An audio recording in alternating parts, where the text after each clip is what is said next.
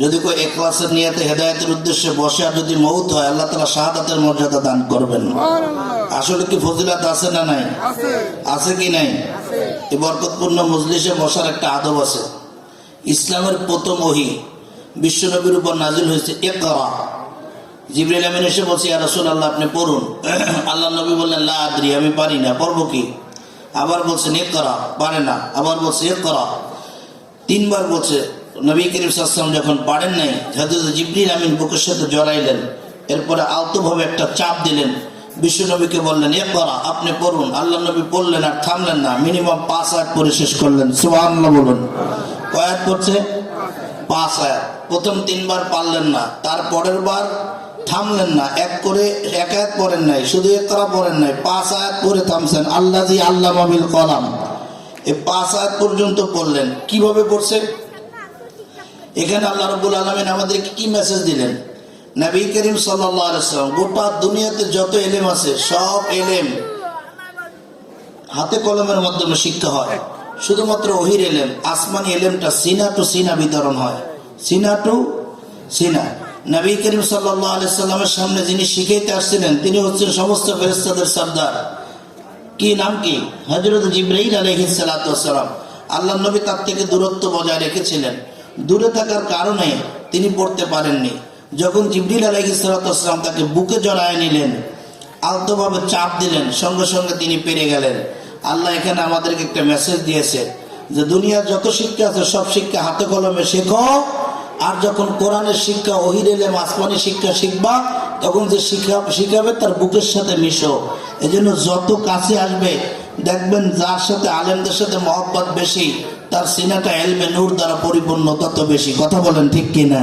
সে তত ভদ্র, সে তত শান্ত, তার কথার ভিতরে তত মজা। এজন্য ওহীর ইলম শিখতে গেলে দূরত্ব বজায় রাখা যাবে। তরকারির মতো তরকারি হলে অল্প জালে সেজে, বুদ্ধিমান মানুষ হইলে বলেন বলেন বলেন কি বলেন, সবাই বলেন, অল্প কথায় বুঝে। তাহলে যারা অসুস্থ আছেন চেয়ারে বসে থাকেন, চেয়ার নিয়ে উপরে ওঠেন। আর এই ভাইরা পিছনে দাঁড়ানো ভাইরা, যুবকেরা কোথায়? আয়োজক কমিটি কোথায়? উপরে অনেক যুবকদের দেখছি, প্যাকেটে এত লোক লাগবে না, সবাই চলে আসেন। আমরা খুব রাত করবো না ইনশাআল্লাহ, 10:30 বেজে গেছে। বেশি রাত না করা। সারা রাত ওয়াজ করলাম, ফজরের নামাজ পড়লাম না, এই ওয়াজের কোনো মূল্য আল্লাহর দরবারে নেই। এই ফাঁকা জায়গা পুরো করতে হবে। ভাইরা এই বসা ভাইরা সামনে আগান, আল্লাহ তাআলা দেখতেছে, ফেরেশতারা লিখতেছেন। পিছনে আমরা ছেড়ে দেব, এটা আল্লাহ তাআলার ভরে দেওয়ার দায়িত্ব। আল্লাহ ভরে দিবেন, আল্লাহ কবুল করুন। সকলে বলে আমিন। জিকির করি লা ইলাহা, সবাই লা ইলাহা ইল্লাল্লাহ,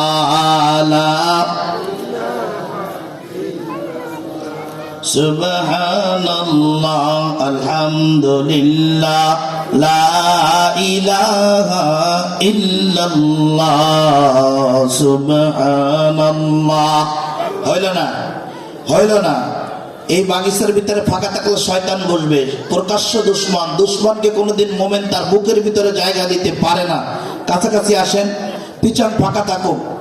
আল্লাহ তাআলা দেখতেছে, ফেরেশতারা লিখতেছে। আল্লাহ এই মাঠ ভরে দেওয়ার দায়িত্ব তোমার, মালিক দায়িত্ব পালন করবে। আসেন, ফাঁকা রাখা যায়। এই ভাই একটু সামনে আসেন, আল্লাহর রাস্তার সামনে আসেন, সামনে আসেন, আসেন আসেন আসেন, সামনে আসেন।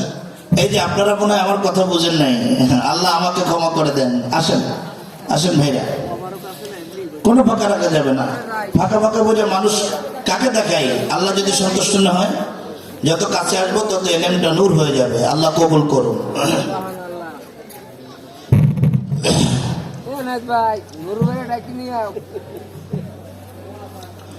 আলেমদের থেকে দূরত্ব বজায় রাখার কারণে এখন সমাজ এত অন্ধকারাচ্ছন্ন হয়ে গিয়েছে যে শুধু আলেমদের অসম্মান করে তা নয়, নিজের জন্মদাতা পিতাকেও জন্ম দেওয়া সন্তান অস্বীকার করতেছে। ঠিক কিনা বলেন?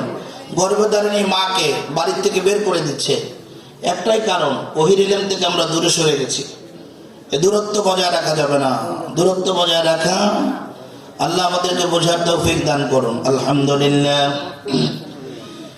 নাহমাদুহু ওয়া নাস্তাঈনুহু ওয়া নাস্তাগফিরুহু ওয়া নু'মিনু বিহি ওয়া নাতাওয়াক্কালু আলাইহি ওয়া নাউযু বিল্লাহি মিন শুরুরি আনফুসিনা ওয়া মিন সাইয়্যাতি আ'মালিনা। من يهده الله فلا مضل له ومن يضلل فلا هادي له ونشهد أن لا إله إلا الله وحده لا شريك له ونشهد أن سيدنا وسندنا وحبيبنا وحبيب طبيبنا وطبيب قلوبنا ومولانا محمدا عبده ورسوله صلى الذي أرسله الله تعالى بالحق بشيرا ونذيرا وداعيا إلى الله بإذنه وسراجا وقمرا منيرا أما بعد فقد قال الله تعالى في كلامه المجيد وفرقانه الحميد সকলে পড়ুন আউযু বিল্লাহি মিনাশ শাইতানির রাজীম বিসমিল্লাহির রহমানির রহিম ইন্নাল্লাযীনা ক্বালু রাব্বুনাল্লাহু থুম্মা ইসতাকামু تتنزل عليهم الملائكة ألا تخافوا ولا تحزنوا وأبشروا بالجنة التي كنتم توعدون وقال رسول الله صلى الله عليه وسلم إياك ومحقرات الذنوب فإن لها من الله طالبا أو كما قال النبي عليه الصلاة والسلام وقال تعالى في شأن حبيبه إن الله وملائكته يصلون على النبي يا أيها الذين آمنوا صلوا عليه وسلموا تسليما اللهم صل على سيدنا مولانا محمد وعلى آل سيدنا شفيعنا محمد بلغ العلا بكماله كشف الدجى بجماله حسنت جميع خصاله صلوا عليه وآله الحمد لله দক্ষিণ টুকপাড়া বাইতুল আমান জামে মসজিদের উদ্যোগে 21তম বার্ষিক তাফসীরুল কোরআন মাহফিলের মোহতারাম সভাপতি আলহাজ উমর আলী বখতিয়ার সহসভাপতি অত্র মসজিদ আমার পূর্বে আলোচনা করেছেন বিশিষ্ট আলেমে দ্বীন হাফিজ মাওলানা আব্দুর রহমান সাইফ ইমাম ও খতিব দাদামাস কাদেরী জামে মসজিদ রূপসা খুলনা বিশেষ অতিথির স্থান অলঙ্কৃত করেছেন হাফিজ মাওলানা মুফতি ফজলে রব্বি হাফিজাহুল্লাহ ইমাম ও খতিব বাইতুল আমান জামে মসজিদ খুলনা মাহফিল পরিচালনা ছিলেন মাওলানা সাদ্দাম হোসাইন সানি ইমাম বাইতুল আমান জামে মসজিদ খুলনা হযরত উলামায়ে কেরাম আমার সামনে উপস্থিত পিতৃ সমতুল্য মুরব্বী বাবাজিরা নওজোয়ান যুবক ভাইরা কলেজের টুকরা ছোট ছোট স্নেহের সোনামণিরা পর্দার আড়ালে অবস্থানরতা শ্রদ্ধেয়া সম্মানিত মা বোনেরা রব্বে কারীমের দরবারে আমরা সকলে শুকরগুজার বান্দা হওয়ার জন্য কালিমাত শুকর আদায় করছি আলহামদুলিল্লাহ আলহামদুলিল্লাহ আশার তৌফিক দান করেছেন কে আল্লাহ কথা বলুন আল্লাহ আশার তৌফিক দান করেছেন কে আল্লাহ হায়াতের মালিক কে আল্লাহ কেউ যেটা দেয় না সেটা দেন কে আল্লাহ জোরে বলেন আওয়াজ করে বলুন আল্লাহ কে সম্মানিত উপস্থিতি পবিত্র কোরআনুল কারীমের 41তম সূরা সূরা হামিম আস-সাজদা কি সূরা বলেন হামিম আস-সাজদা এই সূরার 30 নম্বর আয়াত তেলাওয়াত করেছি সূরা হামিম আস-সাজদা এটা হলো হিফজ কোরআন শরীফ 24 নম্বর পারা 19 নম্বর পৃষ্ঠা 2 নম্বর আয়াত আল্লাহ পাক রব্বুল আলামিন এই আয়াতের মধ্যে হতাশাগ্রস্ত ঈমানদারদের জন্য মেসেজ দিয়েছে বড় কথা বলা যাবে না কথা বলে কে এই শোনার ছেলে বসুন এই যুবকেরা, মসজিদের ভিতরে আওয়াজ আসতেছে, পিনপত নিরাপত্তা, কোনো কথা হবে না। এটা দুনিয়ার কোন সিলেবাস না। This is the book about which there is no doubt. একদম সাবধান। এমন একটা কিতাব থেকে কথা বলা হবে যার মধ্যে বিন্দুমাত্র সন্দেহের অবকাশ, কথা বলুন, আছে? নাই। কাজেই খুব সাবধান, কোনো কথা বলা যাবে না, কোনো সাউন্ড করা যাবে না। আমরা যেখান থেকে কথা বলবো, যে সূরা থেকে কথা বলবো, এই সূরার নাম হলো হামিম আস-সাজদা। এই সূরা 41তম সূরা, 30 নম্বর আয়াত। হিফজ কোরআন শরীফ 24 নম্বর পারা, 19 নম্বর পৃষ্ঠা, 2 নম্বর লাইন। খেয়াল করুন মুহতারাম হাজরিন, আমাকে আলোচ্য অধ্যায় দেওয়া হয়েছে পিতামাতার হক, আত্মীয় স্বজনের হক, এই সম্পর্কে কথা বলতে বলা হয়েছে। মানুষ এখন হতাশ, সন্তান পিতামাতার কথা শোনে না। স্বামী স্ত্রীকে একটা সবার মারলে স্ত্রী লাঠি সহ সবার মারে, কথা হয় না। বাপ যদি সন্তানকে বিচার করে একটা সবার মানে বাপরে পিড়িয়ে বাড়ির থেকে বের করে দেয়, আছে কি নাই? স্কুলের ছাত্র শিক্ষককে মানে না, মুয়াজ্জিন সাহেব ইমাম সাহেবদেরকে পিড়ে, মুসল্লিরা ইমামের কথা শোনে না, শ্রোতারা বক্তারা ধরে মারে, আছে কি নাই? কথা বলে না, আছে? বিক্রেতার সাথে ক্রেতা বেশি বোঝে। তুমি দাম জানো? তোমার চেয়ে আমি বেশি দাম জানি। যে বেচে সে দাম জানে না, যে কিনতে গেছে সে ভালো দাম জানে। মানে সব জায়গায় হতাশ, কথা বলেন ঠিক কিনা? হতাশাগ্রস্ত ইমানদারদের হতাশা দূর করার জন্য আল্লাহ পাক রব্বুল আলামিন এই সূরার এই আয়াতটা নাযিল করেছেন। আওয়াজ করে বলুন সুবহানাল্লাহ। তাফসীর করতে গেলে আগে আয়াত তেলাওয়াত করতে হয়, তার অনুবাদ করতে হয়, তারপর তার শানে নুজুল বলতে হয়, এরপর তার প্রেক্ষাপট, তারপরে তার শিক্ষা, যে এই কোন প্রেক্ষাপটে আয়াতটা নাযিল হয়েছে, এখান থেকে কি মেসেজ আল্লাহ আমাদের জন্য রাখছেন, এটা সম্পর্কে আলোচনা করলেই মানুষ বুঝতে পারে। কথা বলুন ঠিক কিনা? আচ্ছা, আমরা তো এখন এই হতাশাগ্রস্ত আছি। এর চাইতেও যখন সাহাবায়ে কেরাম কঠিন হতাশাগ্রস্ত ছিল, অর্থাৎ এমন সময় সূরা আল্লাহ পাক রব্বুল আলামিন নাযিল করেছেন, ওমর আব্দুল খাত্তাবের মতো সাহাবী আল্লাহ রাসূলকে বলতেছে, ইয়া রাসূলুল্লাহ, ইসলাম গ্রহণের পূর্বে যে সমস্ত লোক আমাদের কাছে আসতে অনুমতি ভিক্ষা চাইতো, তারা আজকে আমাদের গায়ে পাথর মারে। ও আল্লাহর নবী, কি করে সহ্য করি? রাসূলুল্লাহ সাল্লাল্লাহু আলাইহি ওয়াসাল্লাম হতাশ হয়ে গেলেন। আল্লাহ পাক রব্বুল আলামিন হতাশাগ্রস্ত ব্যক্তিদের হতাশা দূর করার জন্য, সান্ত্বনা দেওয়ার জন্য আল্লাহ তাআলা আয়াত নাযিল করেছেন। এমন একটা কঠিন মুহূর্ত, আপনারা এখানে যারা উপস্থিত আছেন 30 বছর, 40 বছর, 50 বছর নামাজ অনেকেই পড়েন। 5 ওয়াক্ত নামাজের 2 ওয়াক্ত নামাজের কেরাত আমরা আসতে পড়ি, আর 3 ওয়াক্ত নামাজের কেরাত জোরে পড়ি। সত্য না মিথ্যা? না, মনে হয় মিথ্যা কথা বলছি নাকি সত্য? আওয়াজ করে বলো, সত্য না মিথ্যা? হ্যাঁ। কেউ কি কোনোদিন জিজ্ঞাসা করছেন? অন্তত ভুল ধরার জন্য, ইমাম সাহেব ঠকানোর জন্য তো জিজ্ঞাসা করা উচিত, হুজুর এই 3 ওয়াক্ত নামাজের কেরাত জোরে পড়ি, 2 ওয়াক্ত আসতে পড়ি কেন? কেউ জিজ্ঞাসা করছেন? কথা বলে না। জিজ্ঞাসা করছেন?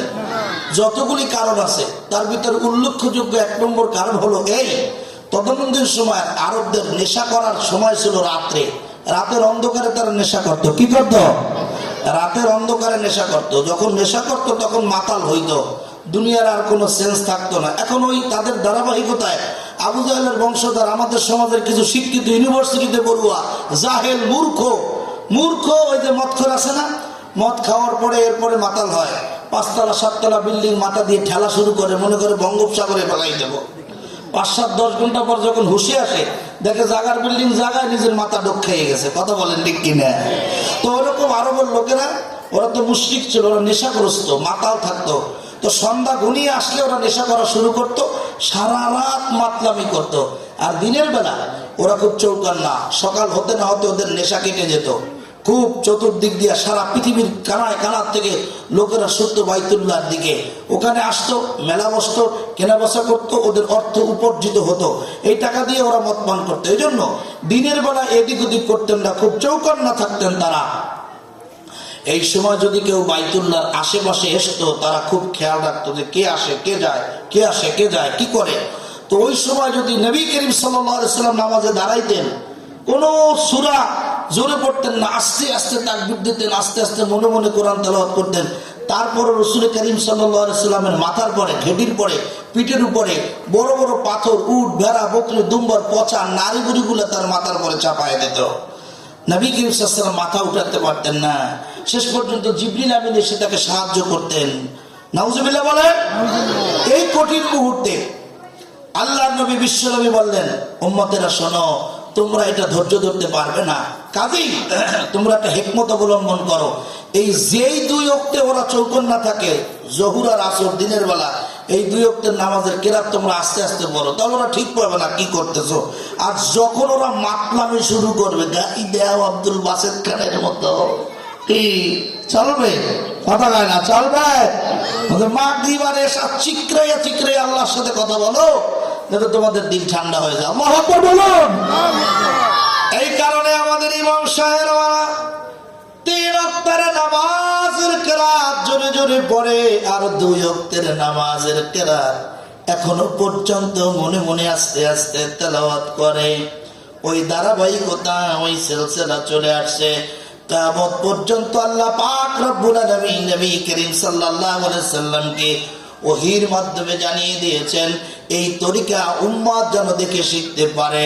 এই নির্যাতনের কথা, মুসলমানদেরকে অপমান অপদস্থ করার কথা, আর মুসলমানদের ইমানি পরীক্ষা দেওয়ার কথা যাতে মানুষ দেখে শিখতে পারে। এজন্য নবী হে, আপনি এই তরিকা কিয়ামত পর্যন্ত চালু রাখবেন। আল্লাহু আকবার। লা ইলাহা ইল্লাল্লাহ বলো, লা ইলাহা ইল্লাল্লাহ,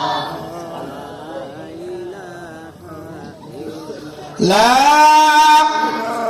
ইলাহা ইল্লাল্লাহ মুহাম্মাদুর রাসূলুল্লাহ সাল্লাল্লাহু।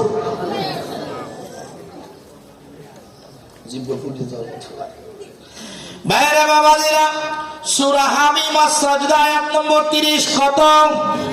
কথা বলেন। আয়াত নম্বর 30। আসল আল্লাহ পাক রব্বুল আলামিন এখানে মেসেজ দিয়েছেন, হতাশাগ্রস্ত ইমানদারদের হতাশা দূর করে দিবেন। এই আয়াত যদি কেউ আমল করে, কোন পিতার পুত্র যদি আমল করে, পিতার জিন্দেগি কেটে যাবে, পুত্র পিতার অবদ্ধ হবে না। কোন ইমাম সাহেব আর মুয়াজ্জিন সাহেব দুজনে মিলে যদি আমল করে, 1 দিন না, 2 দিন না, 6 মাস যাইতে পারে না, ইমাম মুয়াজ্জিনের ভিতরে দ্বন্দ্ব, চাকরি থাকে না, ইমামের যায় না, মুয়াজ্জিনের যায়।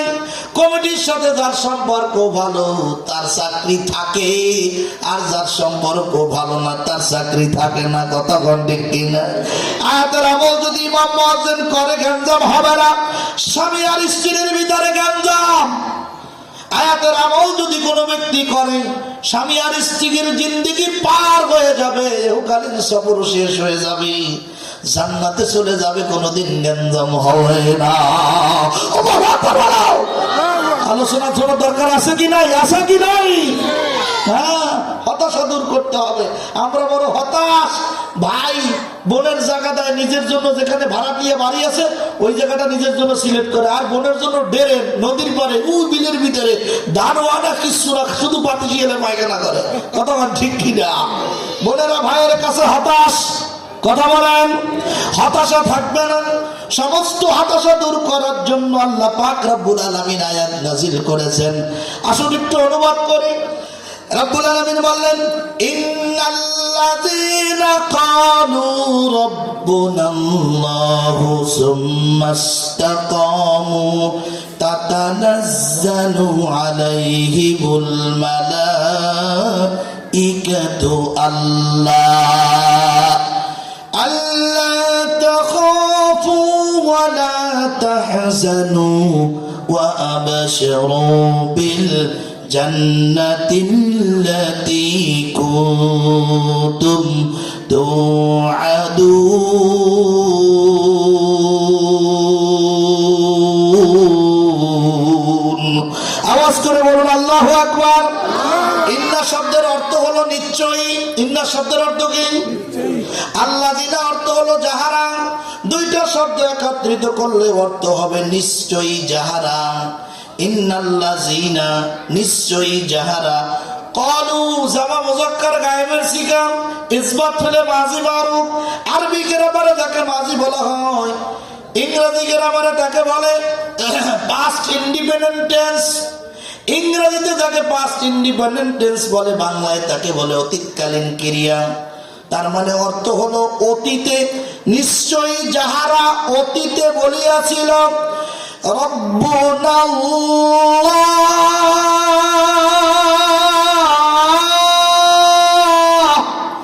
আমার রব আল্লাহ, আমাদের রবকে, আওয়াজ করে বলো আমাদের রবকে। আল্লাহ পাক রব্বুল আলামিন বললেন নিশ্চয়ই যাহারা অতীতে বলিয়াছিল আমাদের রব আল্লাহ, সুম্মা অতঃপর ইস্তেকামু, এই কথার উপরে দৃঢ়ভাবে দাঁড়িয়ে রয়েছে। সুম্মা ইস্তাকামু, ইস্তেকামতের সাথে বলেছে নিশ্চয়ই যাহারা অতীতে বলিয়াছিল আমাদের রব আল্লাহ, এই কথা বলেই যারা এই কথার উপরে দৃঢ়ভাবে দাঁড়িয়ে আছেন। আপনাদের প্রথম প্রশ্ন, হুজুর নিশ্চয়ই অতীতে কারা কোথায় কোন জায়গায় বলেছিল আমাদের রব আল্লাহ? এটা আপনাদের প্রশ্ন না? কোথায় বলছে আমাদের রব আল্লাহ? বন্ধুগণ আমার, এই এলাকার মুসলমান ভাইয়েরা, আপনারা সকলেই জানেন, যারা বালেগ আছেন, যারা বুদ্ধিমান, যারা বয়স্ক আছেন, অনেকেরই জানা রূহের জগতে আল্লাহ পাক রব্বুল আলামিন আমাদেরকে বানিয়ে সমস্ত রূহগুলাকে প্রশ্ন করেছিলেন আলাস্তু বিরব্বিকুম, আমি কি তোমাদের জন্য রব হিসাবে যথেষ্ট নই? কথা বলো ঠিক কিনা? হুজুররা ওয়াজ করে, আমরা বলেছিলাম কলু বালা, না কথা মিথ্যা আমরা বলি নাই।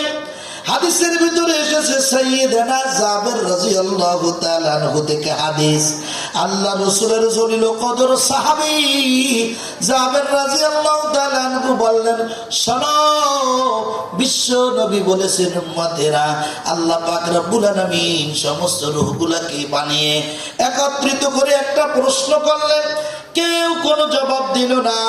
আল্লাহ রাগান্বিত হলেন, জাহান্নামের আগুনের ভিতরে সমস্ত রূহগুলাকে ৭০,০০০ বছর জ্বালালেন, পোড়ালেন।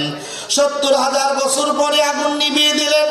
আবার প্রশ্ন করলেন আলাস্তু বিরব্বিকুম, আমি কি তোমাদের জন্য রব হিসেবে যথেষ্ট নয়?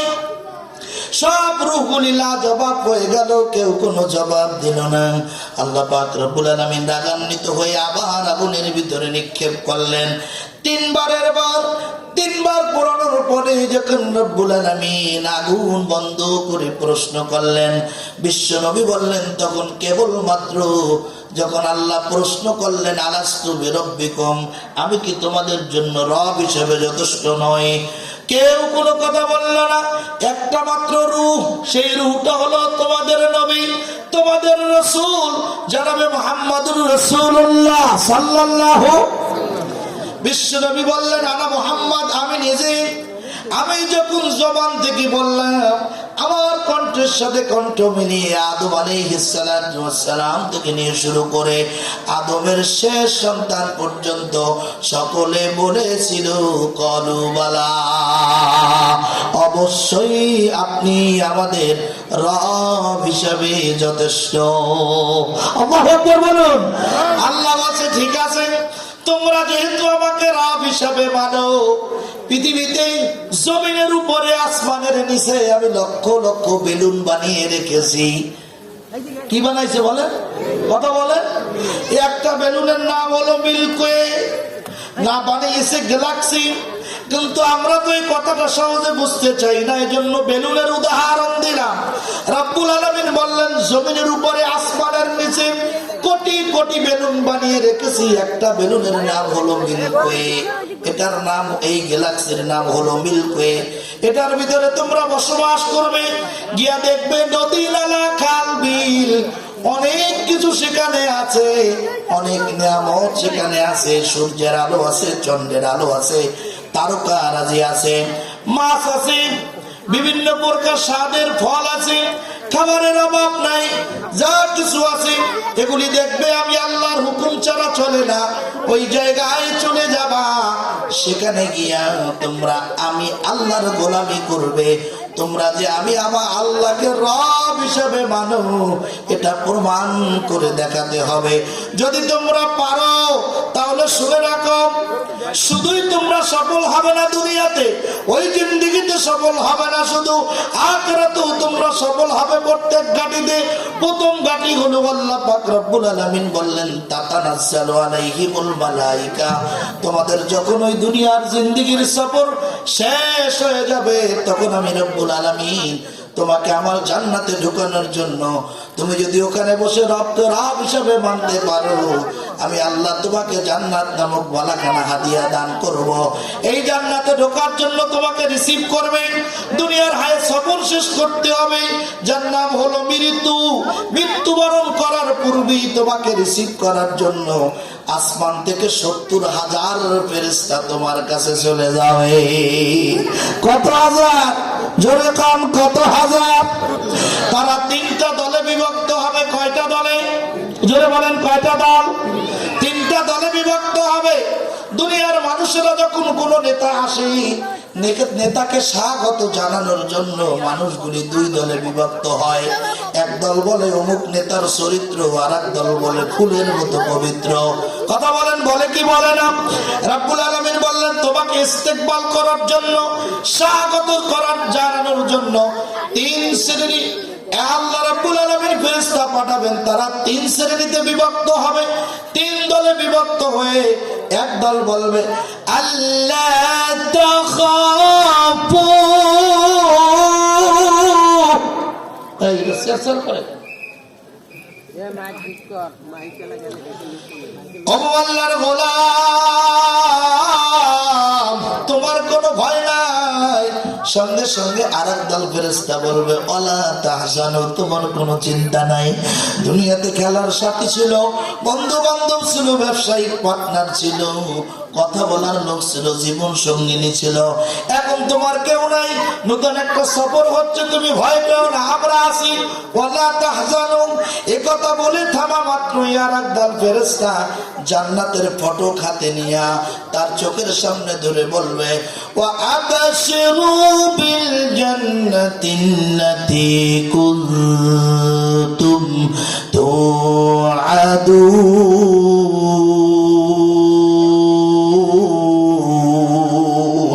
আল্লাহু আকবার বলো।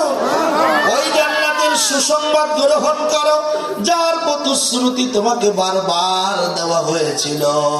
এবার গোলাম জান্নাতের দিকে তাকাবে, আল্লাহ বলবেন সব ফেরেশতারা মিলে তোমরা কলেমা পড়ো। ফেরেশতারা বলবে লা ইলাহা ইল্লাল্লাহ। মৃত্যুর শয্যায় শায়িত ব্যক্তি তাদের দিকে তাকিয়ে তিনিও জিহ্বা নাড়া দিবে, বলবে লা ইলাহা ইল্লাল্লাহ। আল্লাহ হযরতে মালাকুল মাউতকে বলবেন যাও এবার জান কবজ করো। জান্নাতি রুমালের মধ্যে তার রূহটাকে নিয়ে কবজ করে আল্লাহ পাক রব্বুল আলামিনের দরবারে হাজির হয়ে যাবে। ইমানদার হাসতে হাসতে জান্নাতি মৃত্যুবরণ করবে, একটা পিঁপড়ার কাপড়ের মতো যন্ত্রণা অনুভব করবে না। লা ইলাহা ইল্লাল্লাহ, জোরে বলো লা ইলাহা ইল্লাল্লাহ। ভাইরা বাবাদিরা, যে কথা বলতেছিলাম, আল্লাহ রাব্বুল আলামিন বললেন প্রথম সফলতা মৃত্যুর সময় আল্লাহ পাক রব্বুল আলামিন 70,000 ফেরেশতা পাঠাবেন। বলছে মিল্কি ও গ্যালাক্সির মধ্যে এটা প্রমাণ করে দেখাতে হবে যে তোমার রব আল্লাহ, তুমি আল্লাহকে মানো। খেয়াল করুন বন্ধুগণ, আবার আল্লাহ পাক রব্বুল আলামিন বললেন সেখানে গিয়ে দেখবা পৃথিবীর সবচাইতে ছোট্ট প্রাণী, যার নাম হলো অ্যামিবা। আমেরিকার নাসা গবেষণাগার, সারা পৃথিবীর শ্রেষ্ঠ গবেষণাগার, সেখানকার শ্রেষ্ঠ বিজ্ঞানীরা গবেষণা করে ছোট্ট একটা প্রাণী তারা খুঁজে পেয়েছে, নাম দিয়েছে অ্যামিবা। এই প্রাণীটা হলো মানুষের শরীরে ক্ষতিকারক ব্যাকটেরিয়া। এক হাতা সেলাই করা সুইয়ের মাথায় 2 থেকে 20,000 ব্যাকটেরিয়া দাঁড়াতে পারে। বন্ধুগণ আমার, ছোট্ট প্রাণীটা কতটুকু? বিজ্ঞানীরা বলেছেন এই যে 2 থেকে 20,000 ব্যাকটেরিয়া, দর্জি যে কাপড় চোপড় সেলাই করে সুইয়ের মাথায় দাঁড়ায়, 20,000 অ্যামিবা প্রাণী একত্রিত করলে ওর একটা ব্যাকটেরিয়ার সমান হবে, এত ছোট্ট প্রাণী। তিনি বলেছেন আল্লাহ পাক রব্বুল আলামিন, ও আদমের সন্তানেরা, আমার গোলামেরা, ওই ছোট্ট প্রাণীটাও আমি রব্বুল আলামিনের কথা শোনে। আল্লাহ বললেন গোলামেরা সেখানে গিয়েও দেখবা এই ছোট্ট প্রাণী যখন আমি আল্লাহকে আল্লাহ বলে ডাক দেয়, ওই জমিনে বসে ডাক দিলে 7 আসমান ভেদ করে ছোট্ট প্রাণীর ডাকটাও আমি আল্লাহ রব্বুল আলামিনের আরশ আজিমে পৌঁছে যায়। সেখানে গিয়ে দেখবা তোমার হাত তোমার কথায় চলে না, আমি আল্লাহর কথায় চলে। সেখানে গিয়ে দেখবা তোমার চোখ তোমার কথায় চলে না, আমি আল্লাহর কথায় চলে। সেখানে গিয়ে দেখবো তোমার দাঁত তোমার কথায় চলে না, আমি আল্লাহর কথায় চলে। সেখানে গিয়ে দেখবো জমিন তোমার কথায় চলে না, আমি আল্লাহর কথায় চলে। এত কিছু দেখার পরেও সুম্মা অতঃপর ইস্তেকামু, যদি তুমি ইস্তেকামাতের সাথে ওখানে দৃঢ়ভাবে আঁকড়িয়ে ধরে আমি রবের গোলাম হতে পারো, ও গোলাম দুনিয়ায় কোনো চিন্তা থাকবে না, আখিরাতেও কোনো চিন্তা থাকবে না। আল্লাহু আকবার বলো। তাহলে খেয়াল করেন, ওই যে রূহের জগতে যারা আল্লাহকে আল্লাহ বলছিল, ওদের ভিতরে আমরা তো নাই, আছি? আমরা আছি? আল্লাহ বলছে যারা রূহের জগতে আমি আল্লাহকে আল্লাহ হিসেবে মানছে, দুনিয়া তার উপর ইস্তেকামাতের সাথে রয়েছে। ইস্তেকামাত বুঝেন আপনারা? ইস্তেকামাত মানে দৃঢ়ভাবে। দৃঢ়ভাবে কি? দৃঢ়ভাবে এটা বুঝাতে গিয়ে আমি একটা মিসাল দিয়ে থাকি। সিডর হয়েছিল আপনাদের মনে আছে? আইলা, টর্নেড, নার্গিস, এই ঝড়, বন্যা, জলোচ্ছ্বাস আমাদের দেশে হয় কি হয় না? হয় কিনা বলেন? আচ্ছা বলেন তো, যখন সিডর হলো 88 সালের বন্যা আপনাদের মনে আছে? সারা বাংলাদেশের 64টা জেলায়, প্রত্যেকটা জেলায় এর প্রভাব পড়েছিল, ঠিক কিনা বলুন? আচ্ছা বলেন তো, 88 সালের বন্যা, সেই কালো রাত, অন্ধকারাচ্ছন্ন রাত, বিদঘুটে কালো রাত, এই রাত পার হয়ে যাওয়ার পরে পরের দিন যখন পূর্ব আকাশ থেকে আলোক উজ্জ্বল দিবস এবং সূর্য আলো নিয়ে উঠলো, উদিত হলো, তখন কি দেখছেন আপনারা? পৃথিবীতে যত গাছ ছিল সব গাছ এই গোড়া থেকে উপলে জমিনে পড়ে গেছে, নাকি কিছু গাছ দাঁড়ানো ছিল? কিছু গাছ দাঁড়ানো ছিল না? কথা বলে না। কিছু গাছ দাঁড়ানো ছিল। ওই গাছগুলা কি করছে জানেন? একদম মোটামুটি কিছু লোক আছে না, যে যতই হুজুর আওয়াজ করো, দাড়ি মোড়ে রাখবো না, সুদ মোড়ে ছাড়বো না, এরকম কিছু লোক আছে না, কট্টরপন্থী বেঈমান। ওরকম ওই গাছগুলো কট্টরপন্থী বেঈমান। ও শপথ করছে যে যত বড় ঝড় তুমি আসো না কেন, তোমাকে আমি ভয় পাই না, তুমি আমাকে জমিন থেকে উগড়ে ফেলাইতে পারবা না। আর কিছু গাছ আছে দেখবেন, ওই বৃষ্টি শুরু হয়েছে, ও এমনি ঝড় আসার আগেই পড়ে গেছে, আছে কি নাই? কেলা গাছ মার্কা গাছ। আর কিছু আছে মেহগনি গাছ মার্কা গাছ, ভাঙিয়ে যায় কিন্তু গোড়া উপরিয়ে পড়ে না। বন্ধুগণ আমার, আল্লাহ পাক রব্বুল আলামিন বলেছেন ইস্তেকামত মানে দৃঢ়তার মানে হলো ওখানে গিয়া দেখবা যে তোমাকে মানুষ হাজারো গুনার দিকে ডাকতেছে। মদে ডাকবে, জেনায় ডাকবে, জুয়ায় ডাকবে, অন্যায় অত্যাচার পাপাচার জুলুম নির্যাতনের দিকে ডাকবে। তুমি ইসলামের উপরে যদি অটুট থাকতে পারো, দৃঢ়ভাবে আঁকড়িয়ে কামড়িয়ে ধরতে পারো যে জীবন চলে যাবে, অন্যায় কাজের সাপোর্ট করব না, জীবন চলে যাবে, দিনের ভোট রাতে চুরি করতে দেব না, জীবন চলে যাবে, মানুষকে হত্যা করতে দেব না, জীবন চলে যাবে, সমাজে অন্যায় কাজ হবে এটা আমি মেনে নেব না, জীবন চলে যাবে, নামাজ ছাড়বো না, জীবন চলে যাবে, পিতামাতার সাথে বেয়াদবি করবো না, জীবন চলে যাবে, এই শীতকালে ফজরের নামাজ ছাড়বো না, জীবন চলে যাবে, রোজা ছাড়বো না, জীবন চলে যাবে, মিথ্যা কথা বলবো না। তুমি যদি এরকম ভাবে শক্তভাবে আঁকড়িয়ে ধরে ইসলামের উপরে থাকতে পারো গোলাম, আল্লাহ রাব্বুল আলামিন সফলতার ঘোষণা তোমাকেই দিয়েছেন। সুবহানাল্লাহ। আর যারা লা ইলাহা ইল্লা ওয়া লা ইলাহা ইল্লা, মদ খায় না, নামাজ পড়ে বিড়ি খায়, নামাজ পড়ে টাকা সুদে লাগায়, নামাজ পড়ে পিতামাতার সাথে বেয়াদবি করে, নামাজ পড়ে আত্মীয় স্বজনের হক নষ্ট করে, নামাজ পড়ে মানুষকে ক্ষতি করে, নামাজ পড়ে খাদ্যে ভেজাল দেয়, নামাজ পড়ে মিথ্যা কথা বলে ব্যবসা করে, নামাজ পড়ে মানুষের সম্পদ আত্মসাৎ করে। এরা হলো লা ইলাহা উলা, নেকিও করে গুনাহও করে। আল্লাহ পাক রব্বুল আলামিন এদেরকে কোরআনে সার্টিফিকেট দিয়েছেন, এরা যদিও দাবিতে মুসলমান কিন্তু এরা মুসলমান না, এরা হলো মুনাফিক। ইন্নাল মুনাফিকিনা ফিদ দারকিল আসফালি মিনান নার ওয়া লান তাজিদা লাহুম নাসীরা। সবচেয়ে নিকৃষ্ট শাস্তি হবে তাদের, জাহান্নামের তলদেশে তারা থাকবে। আল্লাহ পাক রব্বুল আলামিন নবী করিম সাল্লাল্লাহু আলাইহি সাল্লামকে আয়াত নাযিল করে জানিয়ে দিয়েছেন, পয়গম্বর হে শুনুন, ইস্তাগফির লাহুম আও লা তাস্তাগফির লাহুম, ইস্তাগফির লাহুম 70 মাররা।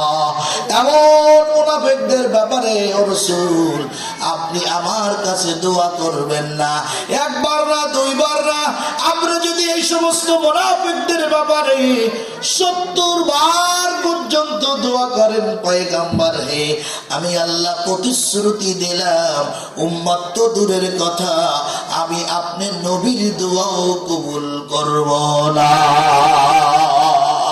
কথা বোঝা গেছে? আচ্ছা, কাদের ব্যাপারে নবীর দোয়া কবুল করবে না? যারা মুনাফিক। কথাটা ঠিক কিনা? আচ্ছা বলেন, যে সমস্ত খেয়াল করেন, একদম লুক এট দ্য টিচার, একদম সোজা আমার দিকে। আমি আপনাদের শিক্ষক, পিতৃসমতুল্য মুরব্বী যে আছেন তার আমি ওস্তাদ, যে আমার স্নেহের, যে আমার সমতুল্য, কোনো এদিক ওদিক তাকানো যাবে না। খুব গুরুত্বপূর্ণ একটা ক্লাস নিচ্ছি, খেয়াল করুন। কোন সমস্ত মানুষের জন্য দোয়া আল্লাহ রাসূল 70 বার করলো কবুল হবে না? কাদের জন্য? মুনাফিকদের জন্য। মুনাফিক কারা? যারা নেকির কাজও করে, গুনার কাজও করে, ইমানদারদের দলও থাকে, শয়তানদের দলও থাকে। কথাটা ঠিক কিনা? আচ্ছা খেয়াল করেন, আমরা এখন একটু বাছাই করবো, তবে আগামীকাল কিন্তু কেউ করে বলবেন না তুই মুনাফিক।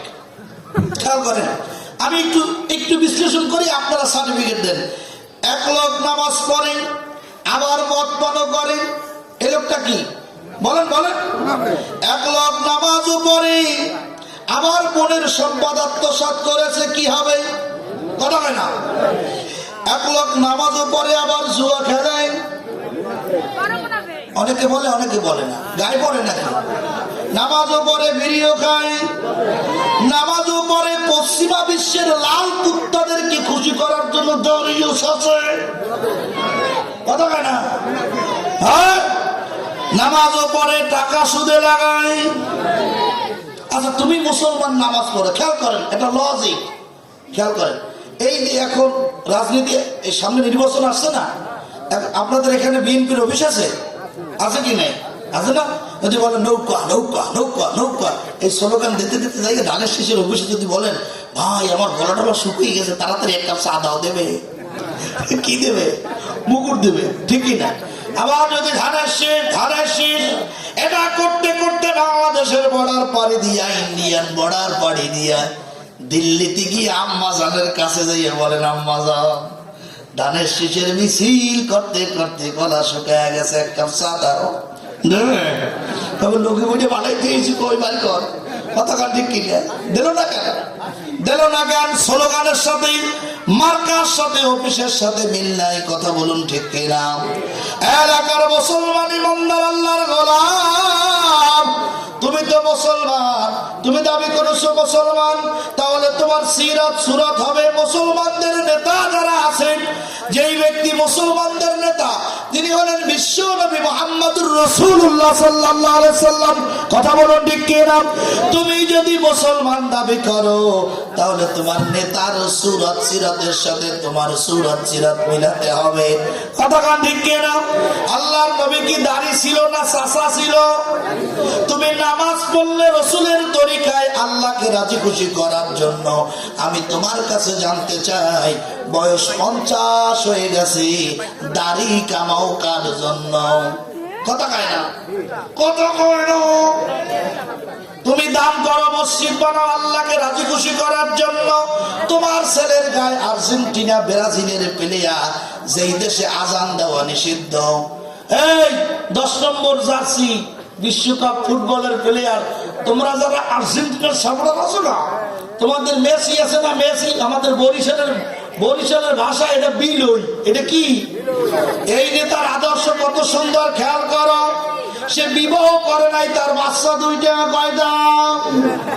তুমি এমন নেতার আদর্শ বুকের হৃদয়ে লালন করতেছো, যার বিয়ার আগে 2টা বাচ্চার বাবা। কত বড় সৌভাগ্যবান, চিন্তা করছো। আর তোমার বাপে আজিজে সামনের কাতারের মুসল্লি আছে কি নয়, কপাল পরা মসজিদটা পিটাই আমার করা দরকার। কথা বলা ঠিক কিনা? বেঈমান কথা, বেঈমান কোথার কোন মুসলমানদের বিল্ডিং এর সাথে আর রাস্তায়, যে দেশের ভিতরে আল্লাহর নাম উচ্চারণ করা নিষিদ্ধ, সে দেশের পেপার পত্রিকা আর ও দেশের জাতীয় পতাকার ছবি বাংলাদেশের মানচিত্রে ভূখণ্ডের ভিতরে আঁকতে পারে না। কথা বলা দেখি না?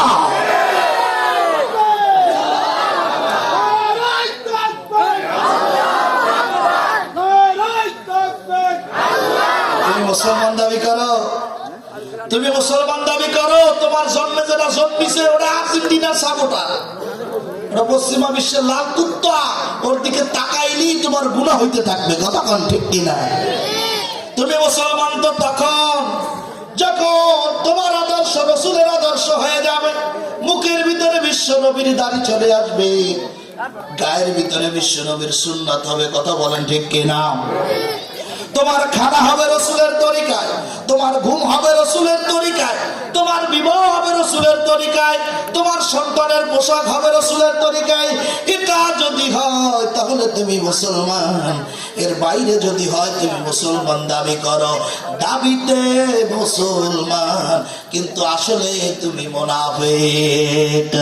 ইস্তাগফির লাহুম আও লা তাস্তাগফির লাহুম ইন তাস্তাগফির লাহুম 70 মাররা। এলাকার গোলাম, তোমার এলাকার ইমাম সাহেব 500 টাকার জন্য অথবা চাকরি চলে যাওয়ার জন্য তোমাকে জান্নাতে পাঠাইয়া দেয়, তোমাকে মহাপুরুষ ভাবে, তোমার জন্য দোয়া চাইলেই তো এসে দোয়া করে দেয়। কিন্তু আল্লাহর নবীকে আল্লাহ বলেছেন, হে রাসূল, স্বয়ং আপনি এই সমস্ত মুনাফিকদের ব্যাপারে যদি 1 বার না 2 বার না, যদি 70 বার পর্যন্ত আমি আল্লাহর কাছে দোয়া করেন, আপনার নবীর দোয়াও তাদের জন্য আমি মালিকের কাছে কবুল হবে না। অবশ্য তোমার ব্যাপারে যদি নবীর দোয়া আল্লাহর দরবারে কবুল না হয়, তোমার এলাকার হারামখোর সুদখোরের বাড়ি খাওয়া ইমাম সাহেবের দোয়া মনে হয় কবুল হবে নি? হবে, কবুল হবে? কথা কয় না ইমাম সাহেব, আমি তো জায়গার ইমাম, ওই চাকরি চলে যাবে, এখানে দোয়া করে দিলাম আপনি জান্নাতি। আল্লাহ কয় আশ্বাস পানি ধরে জান্নাত দেবে। কথা বলে জান্নাত দেবে? তাহলে মুনাফিক। মুসলমান তোমার আদর্শ থাকবে তোমার নেতার আদর্শের মতো। কথা কোন ঠিক কিনা? ইয়াউমা নাদউ কুল্লা উনাসিন বিইমামিহিম ফামান উতিয়া কিতাবা। এলাকার মুসলমান শুনে রাখো, আল্লাহ রাব্বুল আলামিন বলেন কিয়ামতের ময়দানে প্রত্যেক দলকে তার নেতা সহ ডাকা হবে। কি সহ? আওয়াজ দিয়ে বলেন, কি সহ? নেতা সহ ডাকা হবে। বন্ধুগণ আমার, দেখে কি করবে? আল্লাহ বলেন, ফামান উতিয়া কিতাবাহু فَأُولَئِكَ يَقْرَؤُونَ كِتَابَهُمْ وَلَا يُظْلَمُونَ إِلَّا فَتِيلًا। আল্লাহ নেতাদের হাতে আমলনামা তুলে দিবেন, বলবেন তোমার যারা ভক্তবৃন্দ ছিল তাদের আমলনামা পড়ো আর পড়ে পড়ে জান্নাতে যাও। এলাকার মুসলমান ইমানদার বলো তো, মদ খায়, জেনা করে, জুয়া খেলে, পরের সম্পদ আত্মসাৎ করে, রাস্তার বড় বড় আস্তে আস্তে কারেন্টের খাম্বাগুলা এই পাশ দিয়ে ভরে দেয়, মুখ দিয়ে ভরে পেটের ভিতরে জমা হয়। ওরে বাবা কত বড় পেট! এরকম হারামখোর নেতাগুলা সারাদিন বিড়ি খাইতে থাকে, নামাজের ধারে কাছেও যায় না। বেনামাজি নেতাগুলা সেদিন কিয়ামতের ময়দানে আল্লাহর দরবারে দাঁড়াইয়া আমলনামা পড়িয়া তোমাদেরকে জান্নাতে নেবে নি? নেবে? ওদের কিন্তু পায়জামা গরম হয়ে যাবে, কথা কান ঠিক কিনা?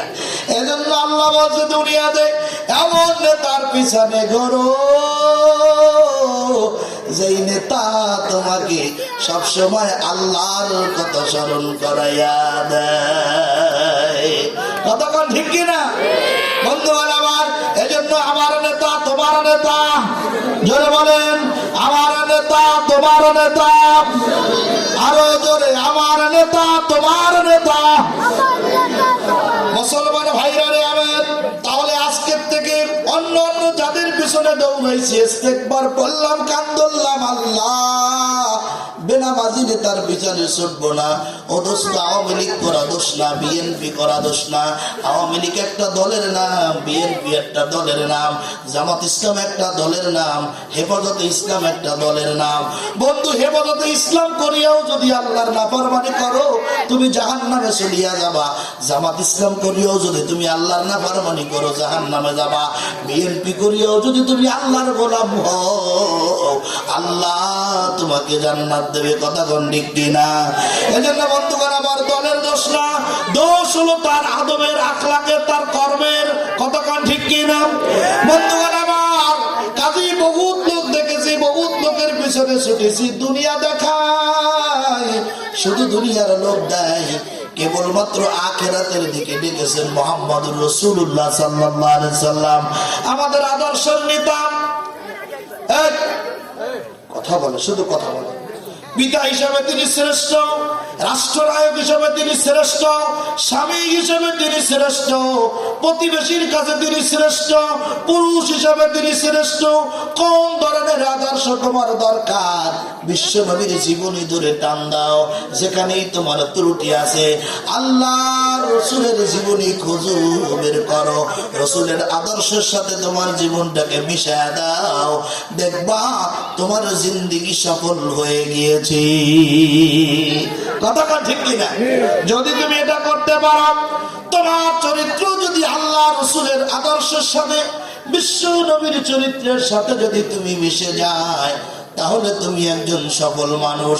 আর যদি সেটা না হয়, তোমার যত বড় পরিচয় তুমি যতবার বলো না কেন আমি মুসলমান, আসলে তুমি নামদারি মুসলমান, তোমার অবস্থান হলো জাহান্নামের তলদেশে। কারণ তোমার আমলে আখলাকে মুনাফিকের সাদৃশ্যকে অবলম্বন করে, কথাটা ঠিক কিনা? তো মুনাফিক মার্কা মুসলমান আল্লাহ জান্নাতে যাবে? কথা বলেন, যাবে? যাবে না। তাহলে কি হতে হবে বলুন? কি হতে হবে বলুন? ইমানদার মার্কা মুসলমান হইতে হবে, ঠিক কিনা? ইসলামের উপরে দৃঢ়ভাবে থাকতে হবে। ম্যাক্সিমাম যুবকেরা এখন খেয়াল করেন, পিতা মাতার কথা শোনে না। বাপ মা একটা কথা বললে তুমি আমার চেয়ে বেশি বলো, তুমি আমার চেয়ে বেশি বলো। আর যখন কোনো কায়দার বিয়ে তো এখন হয় না, সব নিজেরা ফেসবুকে এদিক সেদিক করে ঝামেলা ক্লিয়ার, কথা ঠিক কিনা? এদিক সেদিক কথাবার্তা বলে, এরপর একদিন দেখা করার পালা, সব কমপ্লিট। দেখা করতে যাই, ওর মার সাথে 5 বছরের বয়স বেশি। কি সুন্দর, 4-5টা বিয়ে আছে, 5-7টা ছেলে মেয়ে। কি করবে, কোথায় যাবে, বাড়িতে কি বলবে? শেষ পর্যন্ত আব্বারে আম্মারে ফোন দেয়, মা কাম তো হয়ে গেছে, কি বিনা কষ্টে তোমরা বোনাস পেয়ে গেছো। হ্যাঁ, বিয়েটা করছে 3-4টে ছেলে মেয়ে সহ, আল্লাহু আকবার, কোনো কষ্ট হইল না, আমারও কষ্ট নেই, তোমারও কষ্ট নেই, কথা দেখে। এই বিয়ে করে বউ যখন বাড়িতে নিয়ে আসে, মা কথা বলার আগেই মা হচ্ছে কুটনি বুড়ি ঘর থেকে বের করে দেয়, কথা কান ঠিক কিনা? এই কথা তুমি কি জানো কোরআন কি বলেছে? কোরআন কি বলেছে? পৃথিবীতে সব আইনের, সব অন্যায়ের বিচার দুনিয়ায় হবে, সব কিছুর বিচার করার অধিকার আল্লাহ দিয়েছে শুধু এক জায়গায়। প্রত্যেক সন্তানকে হুঁশিয়ার করেছে, সন্তান খবরদার, তোমার পিতামাতা যত বড় জালেম হোক না কেন তুমি তার বিচার করতে পারবে না, পর্যন্ত শব্দটা ব্যবহার করতে পারবে না। এ যুবক, এত সোজা? তোমরা বাইজিদ বুস্তামি রাহমাতুল্লাহ আলাইহির কথা শুনেছো যে কত বড় আল্লাহর ওলি। আল্লাহর ওলি হয়েছিল কিভাবে জানো? কিভাবে হয়েছে জানো? আল্লাহ রাসূল বলেছেন ওয়া জান্নাতুকা ওয়া নারুকা, পিতামাতা তোমার জান্নাত, পিতামাতা তোমার জাহান্নাম। আল্লাহ নবী বলেছেন যে তার জীবন দশা দুইজন অথবা দুইজনের একজন পিতামাতা জীবিত পাইলো আর তার খেদমত করে নিজের নামটা জান্নাতে লেখাইতে পারলো না, ওই সন্তান ধ্বংস। জিবরিল আমিন বদদোয়া করেছে, আল্লাহ রাসূল বলেছে আমিন। ওটা মনসুর যে তার পিতামাতাকে জীবিত পায় আর খেদমত করে না, সে যত বড় সফল হোক না কোনো ধ্বংস হয়ে যাবে। কি হবে কথা বলে? ধ্বংস হয়ে যাবে। আর যারা খেদমত করে তারা সফল হবে। বাইজিদের একটা ছোট্ট কাহিনী, আমার লম্বা আলোচনা এইদিকে গেলে শেষ করতে পারবো না, সংক্ষেপে বলছি। বাইজিদের মা বলছে বাবা আমার একটু পানির তৃষ্ণা লাগছে। নামাজ আদায় করতেছিলেন, পানি আনতে দেরি হলো। যায় নামাজের উপরে বাইজিদের মা ঘুমিয়ে পড়েছেন। সন্তান খাটিয়ার বসে দাঁড়িয়ে থাকলো। মাকে ঘুমের ভিতরে ডাক দিলে মা কষ্ট পাবে, কষ্টটুকু মাকে দিলেন না। কোরআন থেকে এলেম শিখলে আল্লাহ শিখাইছে পর্যন্ত শব্দটা পিতা মাতার সাথে ব্যবহার করা যাবে না। বাইরে চিন্তা করলো আমার মা ঘুম পড়েছে, যদি মাকে ডাক দে ঘুম ভেঙে যাবে। আহলে বিরুদ্ধ মানুষ, পরে যদি ঘুম আর না হয় সারা রাত মা কষ্ট পাবে। মাকে ডাকা যাবে না। এই যুবকের, এদিকে তাকাও, এইদিকে তাকাও, এটা স্কুল না, খেয়াল করো, আমার দিকে তাকাও। এটা জেনারেল শিক্ষক কথা বলতেছে না। চোখের মুখের যদি হাসি বন্ধ হয়ে যায় কপাল পুড়ে যাবে। কিন্তু এটা ইলমের মজলিস, এটা স্কুলের টিচার তোমাদেরকে লেকচার দিচ্ছে না, কোরআন থেকে কথা বলছি। আলেমদের সাথে সবসময় ভালো ব্যবহার করবা। তোমরা অনেক ভালো ছেলে, আল্লাহ তোমাদের ভবিষ্যৎ উজ্জ্বল করে দেন। সকলে বলি আমিন। বলতেছিলাম যে বাইজিদ কি করছে, মাকে এতটুকু কষ্ট দিলেন না। তিনি পানি নিয়ে দাঁড়িয়ে আছেন, সারা রাত মা ঘুম করল। সময় মতো রাত পার হয়ে গেল। যথা নিয়মে মায়ের ঘুম ভেঙে গেলেন। মা ঘুম থেকে উঠে তাকিয়ে দেখতেছে বাইজিদ তার পাশে গ্লাস নিয়ে, পানি ভর্তি গ্লাস নিয়ে দাঁড়িয়ে আছেন। জিজ্ঞাসা করলেন সন্তান কলিজার টুকরা কতক্ষণ দাঁড়িয়ে আছো? মা তুমি যখন পানি পানি বাইজিদ পানি দাও এটা বলে আমাকে ডাক দিয়েছিলে, আমি পানি নিয়ে এসেছি, একটু দেরি হয়ে গিয়েছে। এসে দেখি মা তুমি আবার ঘুম পড়ে গিয়েছ। ডাক দিলে কষ্ট পাবে বলে একথা ভেবে আমি আর তোমাকে ডাক দেই নাই। রাত পার হয়ে গেল মা, সারা রাত আমি দাঁড়িয়ে রয়েছি, তোমাকে কষ্ট দেই নাই। ও মা, তোমাকে যদি ডাক দিতাম তুমি কষ্ট পাইতে, তোমার ঘুম ভাঙ্গি নাই, যদি পরবর্তীতে ঘুম না আসে তুমি কষ্ট পাবে বলে। মা পানির গ্লাস হাতে নিলেন, পানি পান করলেন, এরপরে আল্লাহর কাছে চাইলেন, দোয়া করলেন পরাণ ভরে, বললেন আসমানের মালিক আল্লাহ, বাইজিদের উপরে আমি খুশি হয়ে গেছি, তুমি আমার বাইজিদের উপরে খুশি হয়ে যাও।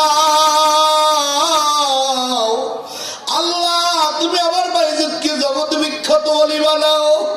আল্লাহ সঙ্গে সঙ্গে দোয়া কবুল করে নিলেন। বাইজিদকে শুধু বাংলাদেশের মানুষ না, ভারত উপদেশের মহাদেশের মানুষ না, শুধু গোটা পৃথিবীর মুসলমান বাইজিদের নাম স্মরণ করে। কথা কান ঠিক কিনা? যুবক, পিতা মাতাকে ঝাড়ি দিয়ে কথা বলো।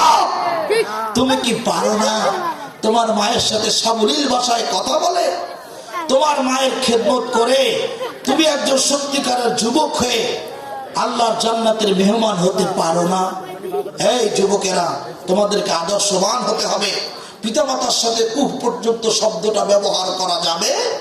কথা বলুন, উহ পর্যন্ত শব্দটা ব্যবহার করা যাবে? যাবে না। যদি যায়, যদি করা হয় কপাল পুড়ে যাবে। এজন্য সর্বোচ্চ আদব নিয়ে পিতামাতার সাথে কথা বলতে হবে। কথা ক্লিয়ার? মায়ের সাথে ঝাড়ি দিয়ে কথা বলবা, বাবাকে ঝাড়ি দিয়ে কথা বলবা। তুমি কিছু বুঝো? আরে বেটা, তোমাকে জন্ম দিল কে? তোমাকে পেটে রাখলো কে? অসভ্য কথা। আমার জন্ম দেওয়া সন্তান আমাকে বলে তুমি কিছু বোঝো?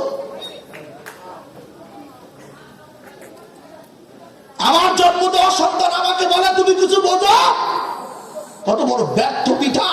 আমার জন্মে কত বড় কুলাঙ্গার জন্মেছে। আমার জন্ম দেওয়া সন্তান আমার থেকে বেশি বোঝে?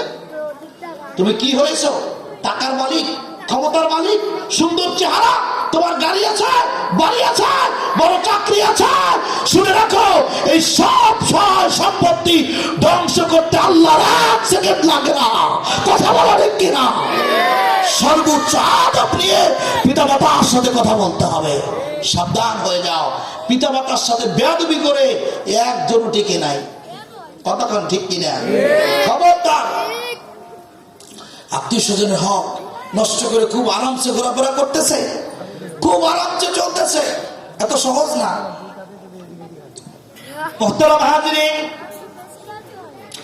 আল্লাহ নবী বলেছেন কিয়ামতের ময়দানে আমার উম্মতের একটা দল পাহাড় সমান আমল নিয়ে আল্লাহর দরবারে হাজির হয়ে যাবে, কিন্তু অন্যের হক নষ্ট করেছে। সেদিন তার হক বুঝিয়ে দিতে গিয়া পাহাড় সমান নেকি বাদ দিয়া পাহাড় সমান গুনাহ নিয়ে আল্লাহর জাহান্নামে চলে যাবে। যদিও জান্নাতি ফয়সালা হয়েছিল, কিন্তু অন্যের হক নষ্ট করেছে। অন্যের হক নষ্ট করার জন্য খেয়াল করুন, তাফসীরের কিতাবের ভিতরে এসেছে সুলাইমান আলাইহিস সালাতু ওয়াস সালামের পিতার নাম ছিল হযরত দাউদ আলাইহিস সালাতু ওয়াস সালাম। তিনি তার প্রধান সেনাপতির স্ত্রীকে বিবাহ করছিলেন। এই খেয়াল করুন, প্রধান সেনাপতির স্ত্রীকে বিবাহ করেছে।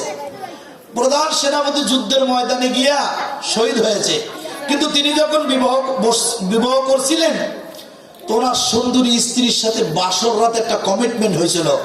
বলছে, দেখো আমি যদি আগে মারা যাই, তুমি যতদিন দুনিয়াতে বেঁচে থাকবা আর কাউকে বিয়ে করবা না।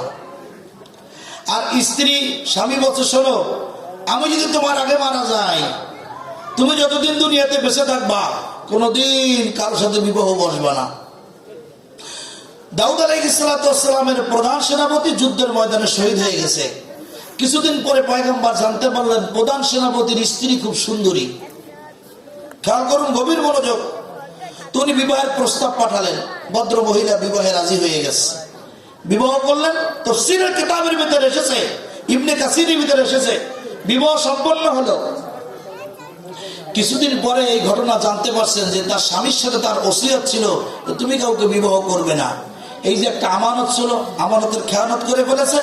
পয়গম্বরের অপরাধ হলো, সে তো বিবাহ করেছে, কিন্তু তার কোনো ওসিয়ত ছিল কিনা এটা সে জিজ্ঞাসা করে নাই। এটা শোনা মাত্র সে কান্না শুরু করে দিলেন। তো এই কান্না করতে করতে করতে করতে যেই দেশে যুদ্ধ হয়েছে, ওই দেশে যেখানে সেনাপতির খবর হয়েছে ওখানে চলে গেছে। বলছে, কুম বিইজনিল্লাহ, মৃত্যুদেহ জীবিত হয়ে গেছে। তা বলছে, সেনাপতি আমি তো তোমার সাথে তোমার একটা আমানতের খেয়ানত করে ফেলছি, একটা অন্যায় করে ফেলছি, তুমি কি আমারে ক্ষমা করে দিবা? তা বলছে, পয়গম্বর আপনার কথা শুনে আমি জান্নাতি হয়ে গেছি, আমি শহীদ হয়েছি যুদ্ধের ময়দানে, এখন তো আমি জান্নাতি ফেরেশতাদের সাথে খেলা করতেছিলাম। সুবহানাল্লাহ বলুন। আপনি আমাকে ডাক দিয়েছেন, আমি জীবিত হয়ে গিয়েছি, বলুন কি বলবেন? আপনি একটা কথা বলবেন আমি মানবো না, এটা হতে পারে? তা বলছে, দেখো তোমার যে স্ত্রী ছিল তার সাথে শপথ ছিল তুমি মারা গেলে সে কারোর সাথে বিবাহ বসবে না, কিন্তু তাকে তো আমি বিয়ে করে ফেলছি। আমাকে তো আগে বলে নাই, পরে বলেছে, কিন্তু এই যে বিয়েটা করলাম এটা তো আমানতের খেয়ানত হয়ে গেল, তুমি আমাকে ক্ষমা করে দাও। শোনা মাত্র মুখটা মলিন করলেন, আবার মৃত্যুবরণ করলেন, ক্ষমা করলেন না। পয়গম্বরের মনটা খারাপ হয়ে গেল, কান্না শুরু করে দিলেন। 40 বছর কাঁদলেন। হ্যাঁ, 40 বছর। ওলামায়ে কেরাম আছে, তাফসীরের কিতাব খুঁজে দেখবো, 40 বছর কাঁদলেন, পাগলের মতো তিনি হয়ে গেলেন। আল্লাহ ওহী নাযিল করলেন, বললেন, পয়গম্বরে আপনার এই আমানতের খেয়ানতের গুনাহ আল্লাহ মাফ করে দিয়েছে। আপনি তো লিগ্যাল ছিলেন, স্ত্রী বলে নাই, আল্লাহ মাফ করে দিয়েছে। এখন পয়গম্বর তো নবী, তো বলতেছে আল্লাহ বলছে আল্লাহর হক নষ্ট করলে আল্লাহ ক্ষমা করবে, বান্দার হক যতক্ষণ বান্দা ক্ষমা না করবে ততক্ষণ আল্লাহ ক্ষমা করবে না। তো আল্লাহ ক্ষমা করলো কিভাবে? ও তো আমার ক্ষমা করলো না।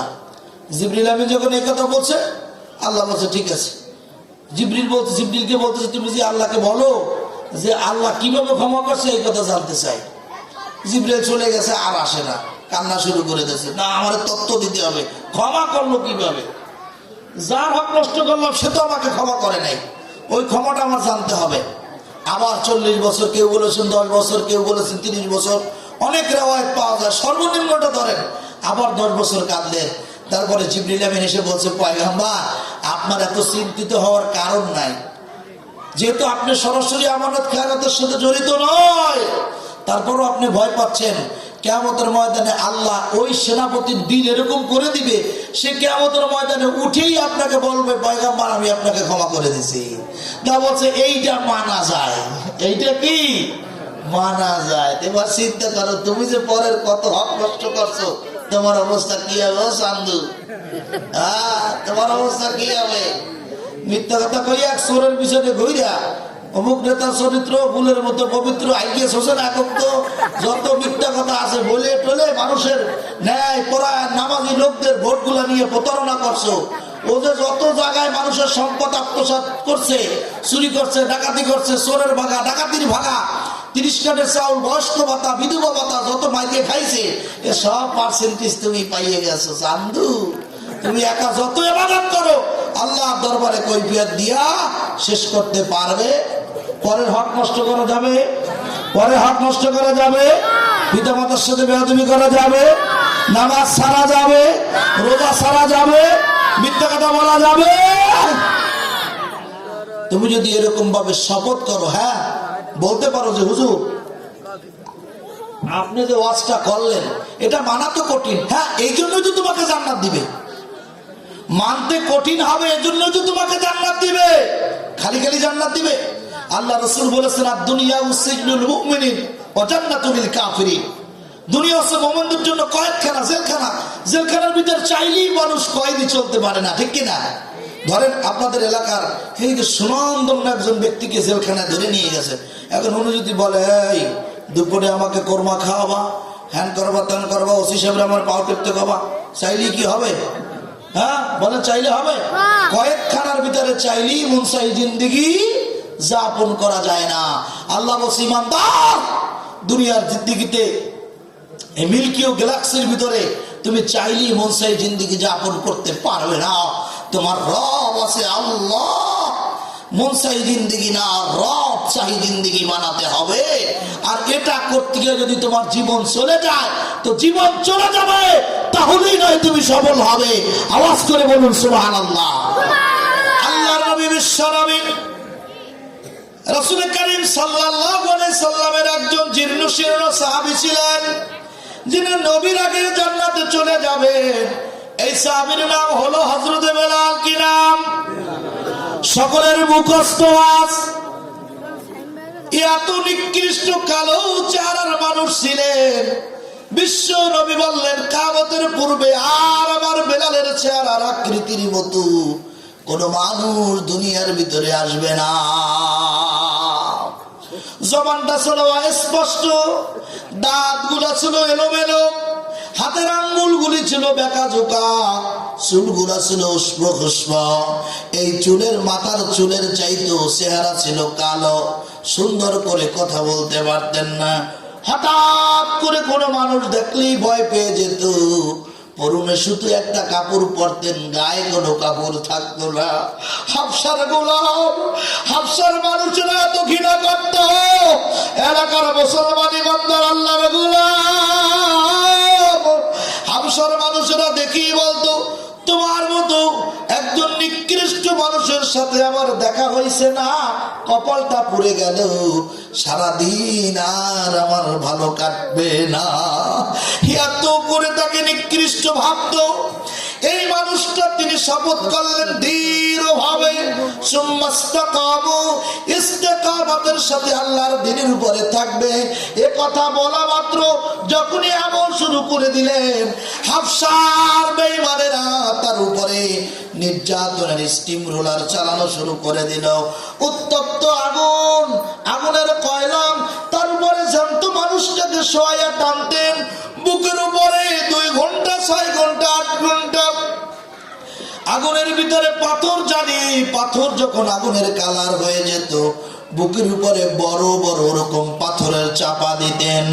কেতাবের ভিতরে এসেছে, শরীরটা পুড়ে গলে তার শরীরের চর্বি গলে আগুন নিপ্ত, তারপরে এখান থেকে তিনি মুক্তি পেতেন। এত কষ্ট তাকে দেওয়া হতো, পুরো শরীরটা একবার পড়ে গেল, বাক রুদ্ধ হয়ে গেলেন, কণ্ঠ নালীর আওয়াজ বন্ধ হয়ে গেল, এমন ভাবে হয়েছে যে তার কণ্ঠ থেকে আওয়াজ বের হয় না। বন্ধুগণ আমার, তদারঞ্জন সবার বেঈমানেরা তার মুখের কাছে কান নিয়ে দেখতেছে জিহ্বা নড়ে, আওয়াজটা কিসের? দেখে ওই সময় বেলাল বলতেছে আহাদ আহাদ আহাদ, আমার আল্লাহ যাক, আল্লাহর কথা শুনবো, দুনিয়ার তাগুতের আনুগত্য করব না, আল্লাহ যাতে রাজি আমিও তাতে রাজি, এমন শপথ করতেছে। বন্ধুগণ আমার, এত কঠিন পরীক্ষায় পাশ করে গেলেন, এত কষ্ট দেওয়া হলো, তারপরও তিনি আল্লাহ রব্বুল আলামিনকে ভুললেন না। এই নিকৃষ্ট মানুষটা এত কষ্ট করে ইমানি পরীক্ষায় পাশ করার কারণে আল্লাহ রব্বুল আলামিন সাইয়্যিদুল কাউনাইন খাতামুন নবীন, যিনি নবীদের নবী, রাসূলদের রাসূল, সমস্ত নবীদের নবী, সমস্ত রাসূলদের রাসূল, যিনি দুই জগতের বাদশা সাইয়্যিদুল কাউনাইন, যেই নবীকে না বানাইলে আসমান জমিন লৌহ কলম তরুলতা কিছুই সৃষ্টি করা হতো না। এই নবী যেই মসজিদের ইমাম, ওই মসজিদের মুয়াজ্জিন আল্লাহ তাকে বানিয়ে দিয়েছে। এত সম্মান আল্লাহ দিয়েছেন, বেলালের ঘুমে, বেলালের আজানে আল্লাহ রসুলের ঘুম ভাঙতো। বন্ধু, ইজ্জতদার মালিককে ওয়াত ইজ্জু মা তাশাউ ওয়া তুযিল্লু মা তাশাউ বিয়াদিকাল খায়র। আল্লাহু আকবার। ইজ্জতদার মালিককে, ইজ্জত ছিনিয়ে নেওয়ার মালিককে। মুসলমান ভাইরা রে আমার, বেলাল মসজিদে নববীর মুয়াজ্জিন হয়ে গেল। কিছুদিন যেতে না যেতে মদিনায় মুসলমানদের অভাব নাই, গলিতে গলিতে মুসলমান আর মুসলমান। একদিন সালাতুল ইশা নামাজের পরে ঘটনা আপনাদের মুখস্থ, শুধু একটু অনুধাবন করাতে চাই। ইশার নামাজ রাসূল করিম সাল্লাল্লাহু আলাইহি সাল্লাম আদায় করলেন, মুসল্লিদের দিকে ফিরে বসলেন। হযরতে বেলালের ব্যাপারে কয়েকজন সাহাবী আল্লাহ রাসূলকে বললেন, ইয়া রাসূলুল্লাহ, ইয়া হাবিবাল্লাহ, আমাদের ভাই বেলাল জবানটা স্পষ্ট, আশহাদু আল্লা ইলাহা ইল্লাল্লাহ, আশহাদু আন্না মুহাম্মাদার রাসূলুল্লাহ। এই যে আশহাদু বলতে পারতেন না, তিনি বলতেন আশহাদু আল্লাহ। আশহাদু হতো না, আশহাদু হয়ে যেত। শিন আদায় করতে পারতেন না, সব জায়গায় সিন বলতেন।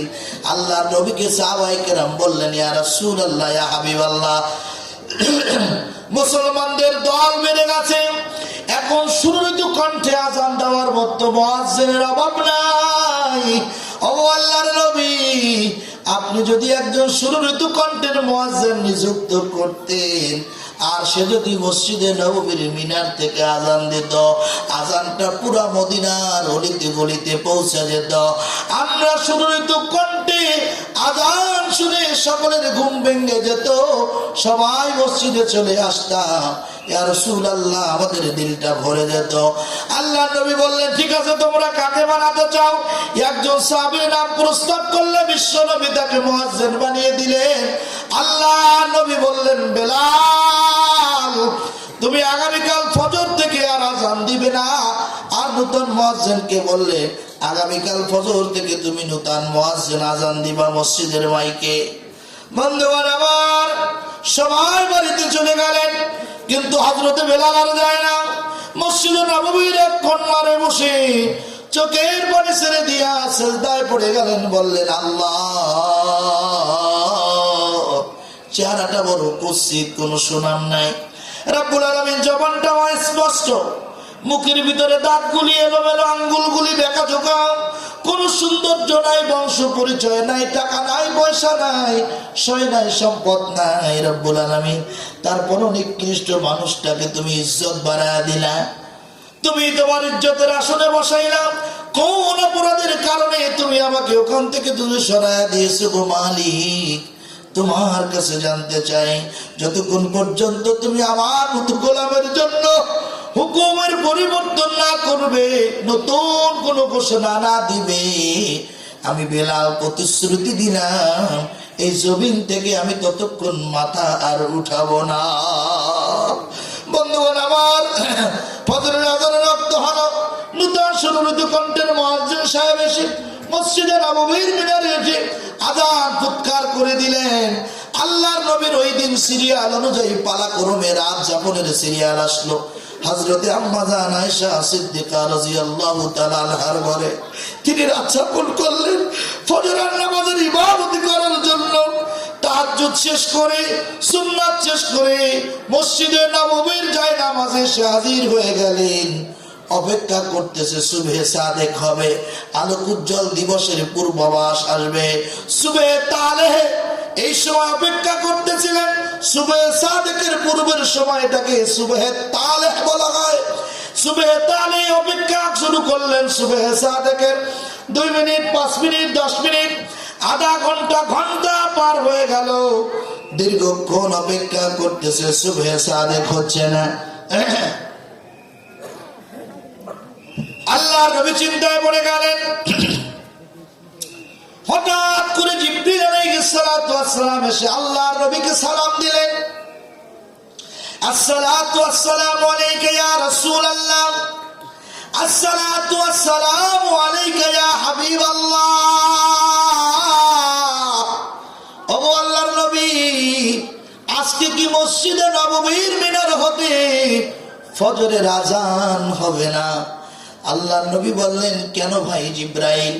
প্রতিদিনের চাইতে আজকে আরো উচ্চ আওয়াজে সুররিত কণ্ঠে শুদ্ধ ভাবে সাবলীল ভাষায় উচ্চারণ সহ ফজরের আযান দেওয়া হয়েছে।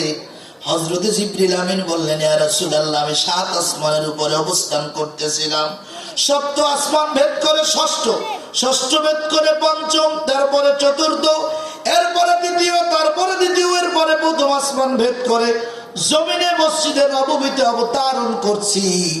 ইয়া রাসূলুল্লাহ, ইয়া হাবিবাল্লাহ, আসমানের প্রত্যেক তালায় তালায় রক্ষী বাহিনী পাহারাদার ফেরেশতাদেরকে জিজ্ঞাসা করলাম, ও আল্লাহর নূরের ফেরেশতারা, তোমরা বলো তো দেখি, আজকে তোমরা প্রতিদিনের ন্যায় মসজিদে নববীর মিনার থেকে হযরতে বেলালের কণ্ঠে ফজরের আযান শুনছনি? প্রত্যেক তালার ফেরেশতাই আমাকে সাক্ষী দিয়েছে, বেলাল তো দূরের কথা, কারো কণ্ঠের আযানের আওয়াজ আসমানে বাজে নাই। ও আল্লাহর নবী, যে আযান আসমানে যায় না, সেটা যতই সুররিত কণ্ঠের হোক না কেন, ওটা আযান না। কথা ঠিক কিনা মুসলমান ভাইরা রে আমার? আল্লাহর নবী বললেন, বিশ্ব নবীকে জিবরিল আমিন বলছে, ইয়া রাসূলুল্লাহ, মসজিদে নববীর আযান যদি আসমানের তলায় তলায় বাজাতে চান, আলোক উজ্জ্বল যদি দিবস আপনি দেখতে চান, তাহলে ওই কালো মানুষটা, যার জবানটা স্পষ্ট, যার মুখের ভিতরে দাঁতগুলো এলোমেলো, আঙ্গুলগুলি বেঁকাঝোঁকা, যার চেহারার মধ্যে কোনো সৌন্দর্য নাই, এই আল্লাহর গোলামকে ডাক দেন, তাকে দিয়ে আযান দেওয়া। তারা হয় আল্লাহ বলেছেন, যদি বেলাল আজকে ফজরের আযান না দেয়, ও পয়গম্বর, আল্লাহ বলেছেন কিয়ামত পর্যন্ত আর কোনদিন এই দুনিয়ায় সূর্য উঠবে না। আল্লাহু আকবার, আল্লাহু আকবার। প্যারা হাজরিন, কালো মানুষ, যার কোনো পরিচয় নাই, কিন্তু কি সম্পর্ক করেছে, জমিনে সিজদায় করে আল্লাহকে ডাক দিয়েছে। 7 আসমান ভেদ করে এই কালো মানুষটার ডাক আল্লাহর আরশে আজিমে পৌঁছে গেছে। আমি আর আপনার চেহারার অভাব নাই, সার্টিফিকেটের অভাব নাই, সম্পদের অভাব নাই, টাকা পয়সার অভাব নাই। রাস্তার কুত্তাটাও আমার কথা শোনে না। কথা বলো ঠিক কিনা? প্রিয় বন্ধুগণ, আমরা যখন মাঝে মধ্যে রাতে, গভীর রাতে বিভিন্ন জায়গা থেকে আলোচনা শেষ করে নিজেদের গন্তব্যে পৌঁছানোর উদ্দেশ্যে আল্লাহর উপর তাওয়াক্কুল করে রওনা করি, মাঝে মধ্যে আমাদের গাড়িটা রাস্তার কুকুরে পাতিশিয়ালে আটকিয়ে দেয়, তখন নিজেদেরকে বড় ঘৃণা লাগে। কি করলাম এত সুন্দর চেহারা দিয়া, এত সার্টিফিকেট দিয়া, কুকুর কি এত বলি পথ ছেড়ে দে? পাতিশিয়ালকে এত বলি পথ ছেড়ে দে? আমাদেরকে অপেক্ষা করায়, পথ ছাড়ে না। আর বেলাল কালো মানুষ কত সফল, একটা ডাক দিয়েছে মুহূর্তের ভিতরে মালিক এত গুরুত্ব দিয়েছে, যিনি সাইয়্যিদুল কাউনাইন, যার উসিলায় পুরো দুনিয়াকে আল্লাহ সৃষ্টি করেছেন, সেই নবীকে আল্লাহ ধমক দিয়েছে, যদি আপনি তাকে দিয়ে আযান না দেওয়ান এই দুনিয়ার কোনোদিন সূর্য হবে না, সূর্য উদয় হবে না, সুবহে সাদেক হবে না। मेरे भाई दोस्तों, इन्ना अक्रमकुम इंदाल्लाहि अत्काकुम। সম্পর্ক দুনিয়াওয়ালার সাথে না, সম্পর্ক আল্লাহর সাথে করতে হবে। আল্লাহর কাছে সে তত বেশি প্রিয়, সে তত বেশি সফল, যার অন্তরে আল্লাহর ভয় যত বেশি। কথা বলুন ঠিক কিনা? আল্লাহর ভয় দিলের ভিতরে রাখতে হবে, ইসলামের উপর ইস্তেকামতের সাথে থাকতে হবে। যদি আপনি পূর্ণ ইমানদার হতে চান, আর যদি হতে পারেন, হতে চাইলে কোরআনের কাছে আসতে হবে। আর যদি হতেই পারেন, তাহলে মনে রাখবেন গোটা পৃথিবী শুধু আপনার স্ত্রী আর পিতামাতার আত্মীয় স্বজন নয়, গোটা পৃথিবী আপনার কাছে নিরাপদ। কথা বলুন ঠিক কিনা? আর যদি তা না হয়, আপনি কাবার ইমাম হলেও আপনার কাছে কেউ নিরাপদ না। যে কোনো মুহূর্তে যে কোনো হক নষ্ট করতে পারেন, যে কাউকে আপনি বেইজ্জতি করতে পারেন। ঠিক কিনা বলুন বন্ধুগণ আমার? এজন্য আমাদেরকে প্রকৃত মুসলমান হতে হবে। এই সুন্দর চেহারার মানুষের লাভ নাই, কালো মানুষটার মতো, হযরত বেলালের মতো মানুষ হওয়া দরকার। আল্লাহ আমাদেরকে তৌফিক দান করেন, সকলে বলি আমিন। প্রিয় বন্ধুগণ আমার, এখানে অনেক যুবকদের কাছকে দেখছি, যুবকদেরকে ধমকাইছি, তোমরা আমার স্নেহধন্য সন্তান তুল্য, তোমাদের কি তো ধমকাইতে হবে? তোমরা জাতির মেরুদণ্ড, সমাজের মেরুদণ্ড। তোমরা যদি দাঁড়িয়ে বলো এলাকার মধ্যে আর কোন ব্যক্তি মদ পান করতে পারবে না, কারণ বাবার দুঃসাহস নাই, তোমাদের এই হুকুম লঙ্ঘন করে তারা মদ পান করবে। কথা বলো ঠিক কিনা? তোমরাই সমাজের কর্ণধার। তোমাদের মধ্যে একদল যুবকদের হুঙ্কারে আর তাদের ময়দানে বীরত্বের পরিচয়, ইসলামের বিজয় এসেছে। ঠিক কিনা বলুন? কাজী যুবকেরা, তোমাদেরকে ধমকাবো, তোমাদেরকে বকাঝকা দেব, তোমাদের কপালে চুমা খাবো, তোমাদেরকে বুকে জ্বালাবো, কারণ তোমরা আমাদের সম্পদ। তোমরা যখন তোমাদের জীবনকে বাজি রেখে রাজপথে নেমেছিলে, তখনই এই দেশের স্বৈরাচার তোমাদের সাথে যুদ্ধের মোকাবেলা করতে না পেরে পলায়ন করেছিল। কথা বলো ঠিক কিনা? এই সফলতা তোমাদের। কাজেই তোমাদেরকে আর একবার প্রস্তুতি নিতে হবে সমাজ থেকে সমস্ত অন্যায় তাড়ানোর জন্য। ঠিক কিনা? ঐক্যবদ্ধ হতে হবে। আগামীতে এই প্রোগ্রাম একদিন করলে চলবে না, আরো দিন বাড়াতে হবে। যোগ্য আলেমরা যারা কোরআন হাদিস থেকে কথা বলে, এদেরকে নিয়ে আসতে হবে। কোরআন হাদিস থেকে কথা বলা লোকদেরকে দিয়া কথা বললে কোরআন শোনা যায়, কোরআন জানা যায়, নিজেদের জীবন গড়া যায়। কথা বলুন ঠিক কিনা? মুরব্বীদেরকে বলবো, এই যুবকদেরকে প্রাধান্য দেন, ওদেরকে বুকে জড়ান, শুধু দোষ চর্চা করেন, শুধু দোষ চর্চা করেন। আল্লাহ রসুল বললেন, একজন ব্যক্তির 1000 দুর্নাম, 1000 গুনাহ, 1000 অপরাধ, ওর ভিতরে কি একটা ভালো গুণ নাই? ওই গুণটার প্রশংসা করেন, একটু বুকে জড়িয়ে ধরুন, ওকে একটু ভালোবাসা দেন, দেখবেন ওই 1000 অন্যায় এমনিতেই ছেড়ে দিবে। ঠিক কিনা বলেন? যখন আপনি বলেন ওই ছেলেটা মদ খায়, ও ভালো না, বেয়াদব, ও তখন আপনার উপরে আরো চড়াও হয়, আরো রেগে যায়, বলে আর খাওয়া ছাড়বো না, আরো বেশি বেশি খাবো। কথা বলেন ঠিক কিনা? যুবক ভাইরা, তোমাদের এই বিশেষ অনুপ্রেরণায়, এই চেষ্টায় আজকে এত সুন্দর এই কোরআনের বাগান সেজেছে। তোমরা হয়তো মূল্যায়ন করতে পারতেছো না, কিন্তু শুনে রাখো, এই জান্নাতের বাগান যদি তোমরা আল্লাহকে সন্তুষ্ট করার জন্যই করে থাকো, এর একটা প্রোগ্রাম তোমাদের জিন্দেগীর সমস্ত গুনাহ কাফারা হওয়ার জন্য যথেষ্ট। কথা বলুন ঠিক কিনা? কাজী আমাকে এই যে সাইফি ভাই আমাকে দাওয়াত দিয়েছিল, তোমাদের পরামর্শ নিয়ে আমার আসলেই অত্যন্ত ভালো লেগেছে। অন্তর খুশি হয়ে গিয়েছে। এই প্রোগ্রাম একদিন না আরো বাড়াতে হবে, পারবো তো ইনশাআল্লাহ? আরো বাড়াতে হবে, আল্লাহ তৌফিক দান করেন। মসজিদের জন্য কালেকশন করতে বলা হয়েছে, খেয়াল করুন।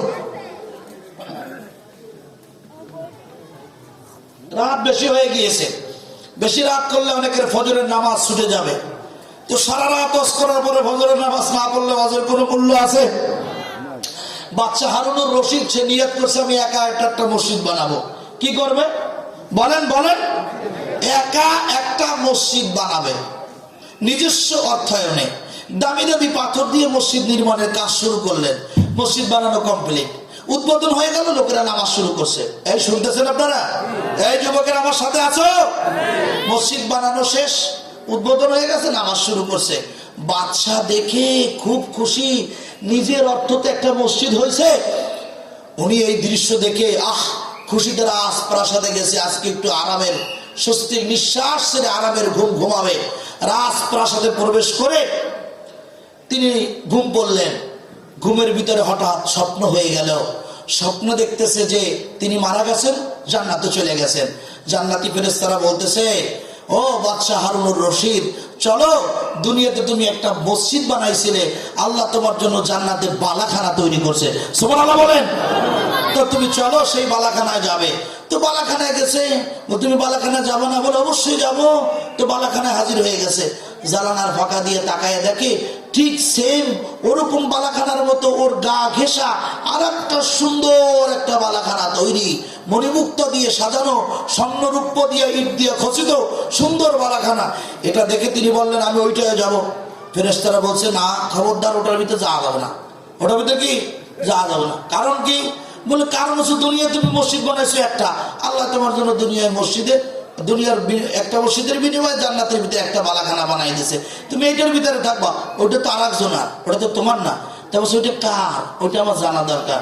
তা বলছে তোমার যে মিস্ত্রিরা তোমার বালাখানা দুনিয়ায় মসজিদ বানিয়ে দিয়েছে, ইবাদতখানা, ওই মিস্ত্রিদের ভিতরে একজন। বলে তার নাম কি? তার নাম হচ্ছে আহমদ বিন মুসা। কি নাম? আহমদ বিন মুসা। এই বালাখানা তার একজন রাজমিস্ত্রি, তার জন্য আল্লাহ বানাইছে।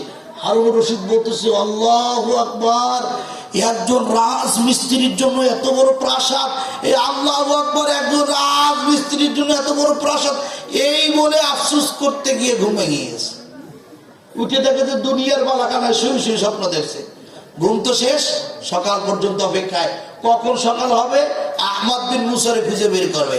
সকালবেলা উঠে ডাক দিয়েছে, খবর দাও, আমার বানানো নিজস্ব অর্থায়নে নির্মাণ করা মসজিদের পিছনে যারা কাজ করেছিল কর্মচারী হিসাবে, যারা রাজমিস্ত্রি ছিল, তাদেরকে ডাকো। একত্রিত করা হলো। বাদশা ঘোষণা করলেন, তোমাদের ভিতরে আহমদ বিন মুসা নামে কে আছো? একজনে দাঁড়ায় গেলেন, লাব্বাইক বাদশা নামদার। বলে তোমার নাম কি? আহমদ বিন মুসা। বলে হ্যাঁ। বলো তো, তুমি তো একজন কর্মচারী রাজমিস্ত্রি, তুমি কোথায় মসজিদ নির্মাণ করেছো? বলে বাদশা আপনার মসজিদ নির্মাণ করেছি। বলে ওখানে তো তুমি বেতনভুক্ত কর্মচারী ছিলে। বলে না বাদশা, ওখানেও আমার সম্পদ খরচ হয়েছে। কিভাবে খরচ হলো? বলে আমার বাড়িতে আমার ক্রয়কৃত কিংবা পৈতৃক সম্পত্তি যা আমি পেয়েছি, সেখানে একটা কূপ খনন করতেছিলাম। কূপ খনন করতে করতে করতে করতে মাটির গভীরে আমি গিয়া তিনটা অনেক দামি 3 টুকরা পাথর পেয়েছি। যদি আমি ওইটাকে বাজারে বিক্রি করতাম অনেক মূল্য হইতো, কিন্তু আমি বিক্রি করি না। কি করেছ? বাদশা নামদার আপনি ঘোষণা দিয়েছেন নিজস্ব অর্থায়নে একা একা মসজিদ নির্মাণ করবেন, কাউকে ভাগে নিবেন না।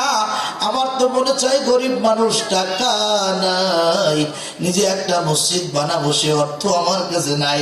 মনে মনে ভাবলাম টাকা যা ইনকাম করি পেট চলে, এই পাথর 3টা বাজারে বিক্রি করব না তো কি করবা? বলে এই পাথর 3টা আমি বাদশা হারুনুর রশিদের বানানো ওই মসজিদের ভিতরে ঢুকা দেব। বাদশা নামদা দিনের বেলা ঢুকাইলা, সহপাঠীরা, ময়দানের সহযোদ্ধারা, ভাইরা যদি দেখে বলি আপনাকে বলে দিবে, রাতের গভীর রজনীতে কেউ না দেখে, আপনি না জানতে পার, এমন সতর্ক সতর্কতা অবলম্বন করে মসজিদের পিলারের ভিতরে 3 টুকরা পাথর ঢুকিয়ে দিয়েছি, আমি বিক্রি করি নাই। ওই যে বাচ্চা হারুনুর রশিদ শোনা মাত্র আহমদ বিন মুসাকে বুকের ভিতরে জড়ায় ধরেছে, বলছে মিস্ত্রি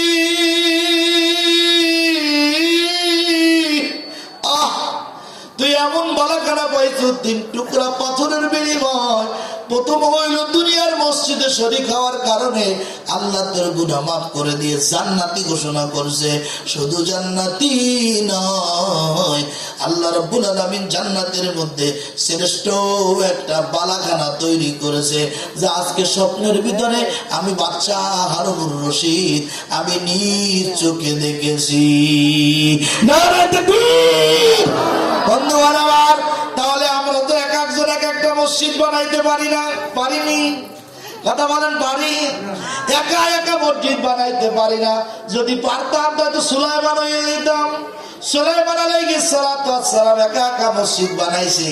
ওই যে বাইতুল মুকাদ্দাস মসজিদ, মসজিদে আকসা একবার বানাইছে, পছন্দ হয়নি, আবার ভেঙে ফেলেছে। আবার কি করছে? আবার ভেঙে ফেলেছে। ভাঙছে কেন জানেন? সুলাইমান আলাইহিস সালাতু ওয়াস সালাম তো শব্দটা কি হবে? মানতিকুত তাইর, ওয়াল্লিমনাহু মানতিকুত তাইর। আল্লাহ তাআলা তাকে পশু পাখির ভাষা বোঝার যোগ্যতা দিয়েছিলেন। তো সুলাইমান আলাইহিস সালাতু ওয়াস সালাম প্রথম মসজিদ বানাইছে, অনেকগুলি কারণ আছে। তো তাফসীরের ভিতরে একটা গল্প আছে যে 2টা চড়ুই পাখি, কি পাখি? কথা বলেন, 2টা চড়ুই পাখি, একটা পুরুষ পাখি আর একটা মহিলা পাখি। পুরুষ পাখিটা মহিলা পাখিটাকে প্রেমের অফার দিচ্ছে। কিতাবের ভিতরে আছে, বলছে শোনো, তুমি যদি আমার সাথে বিবাহ বসো। এখন যুবকরা প্রেমের অফার দেয় না, নিজের কিচ্ছু নাই বাপের। ওই রাস্তাতে যাওয়ার সময় রিক্সায় বসে 5টা বিল্ডিং দেয় দেয়, কই 10 তলা বিল্ডিং আমার, ওই ক্যাসের সালাম আমার দাদার, রয়্যাল হোটেল আমার নানার, সম্পদের অভাব নেই, চলে রিক্সায়। এই রিক্সা বালারা বাপের পকেটটা চুরি করে এনেছে। কথা কান ঠিক কিনা? এমন আছে কি নাই? চড়ুই পাখি সে প্রেমের অফার দিচ্ছে, শোনো তুমি যদি আমার বিবাহ বন্ধনে আবদ্ধ হও, আমার সাথে বিবাহ বসো, তাহলে ওই সুলাইমান আলাইহিস সালাতু ওয়াস সালামের বানানো ওই দেখছো সাদা গম্বুজওয়ালা মিনার, ওর উপর উঠতে কেউ সাহস পায় না। ওই মিনার আমার জন্য বানাইছে, ওর উপরে তোমার নিয়ে সংসার করবো, ওই জায়গায় বাসা বাঁধবো। সুলাইমান আলাইহিস সালাতু ওয়াস সালাম নিচে বসা, পাখির কথা শুনতেছে আর হাসতেছে। পাখির কথা শুনে কি করতেছে? আল্লাহ আকবার, লম্বা ইতিহাস। সে মসজিদে ভেঙে ফেলে দিলেন। তারপরে আবার পুনরায় তিনি মসজিদ নির্মাণ করলেন, যেই মসজিদ এখনো বিদ্যমান এই দুনিয়া, বাইতুল আকসা।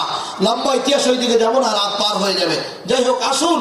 তো আমাদের দ্বারা তো ওরকম তৌফিক নাই যে এক একজন এক একটা মসজিদ নির্মাণ করবো। আমরা পারি না। তো অন্তত পক্ষে রাজমিস্ত্রির মতো ওই 3 টুকরা পাথর, একটা রড, 1 বস্তা সিমেন্ট, 1 ফুট খোয়া দিয়া ওরকম জান্নাতের ভিতরে বালাখানা শরীক হতে পারবো কি পারবো? রাসূলুল্লাহ সাল্লাল্লাহু আলাইহি ওয়াসাল্লাম বলেছেন, মান বানা লিল্লাহি মাসজিদান বানাল্লাহু লাহু বাইতান ফিল জান্নাহ। যে ব্যক্তি দুনিয়াতে আল্লাহর জন্য ঘর বানায়, আল্লাহ তার জন্য আখিরাতে জান্নাতের ভিতরে বালাখানা নির্মাণ করেন। সুবহানাল্লাহি ওয়া বিহামদিহি। যেখানেই মসজিদ নির্মাণ হবে সেখানেই আমরা শরীক হব। পারবো তো? যত শরীক তত ঘর, যত শরীক। এক জায়গায় গেছেন বেড়াইতে, সেখানে গিয়ে নামাজ পড়ছেন, ওই দান বাদশাহ 2 টাকা দিয়ে দেবেন। পারবেন তো ইনশাআল্লাহ? 10 টাকা দিয়ে দেবেন, 100 টাকা দিয়ে দেবেন।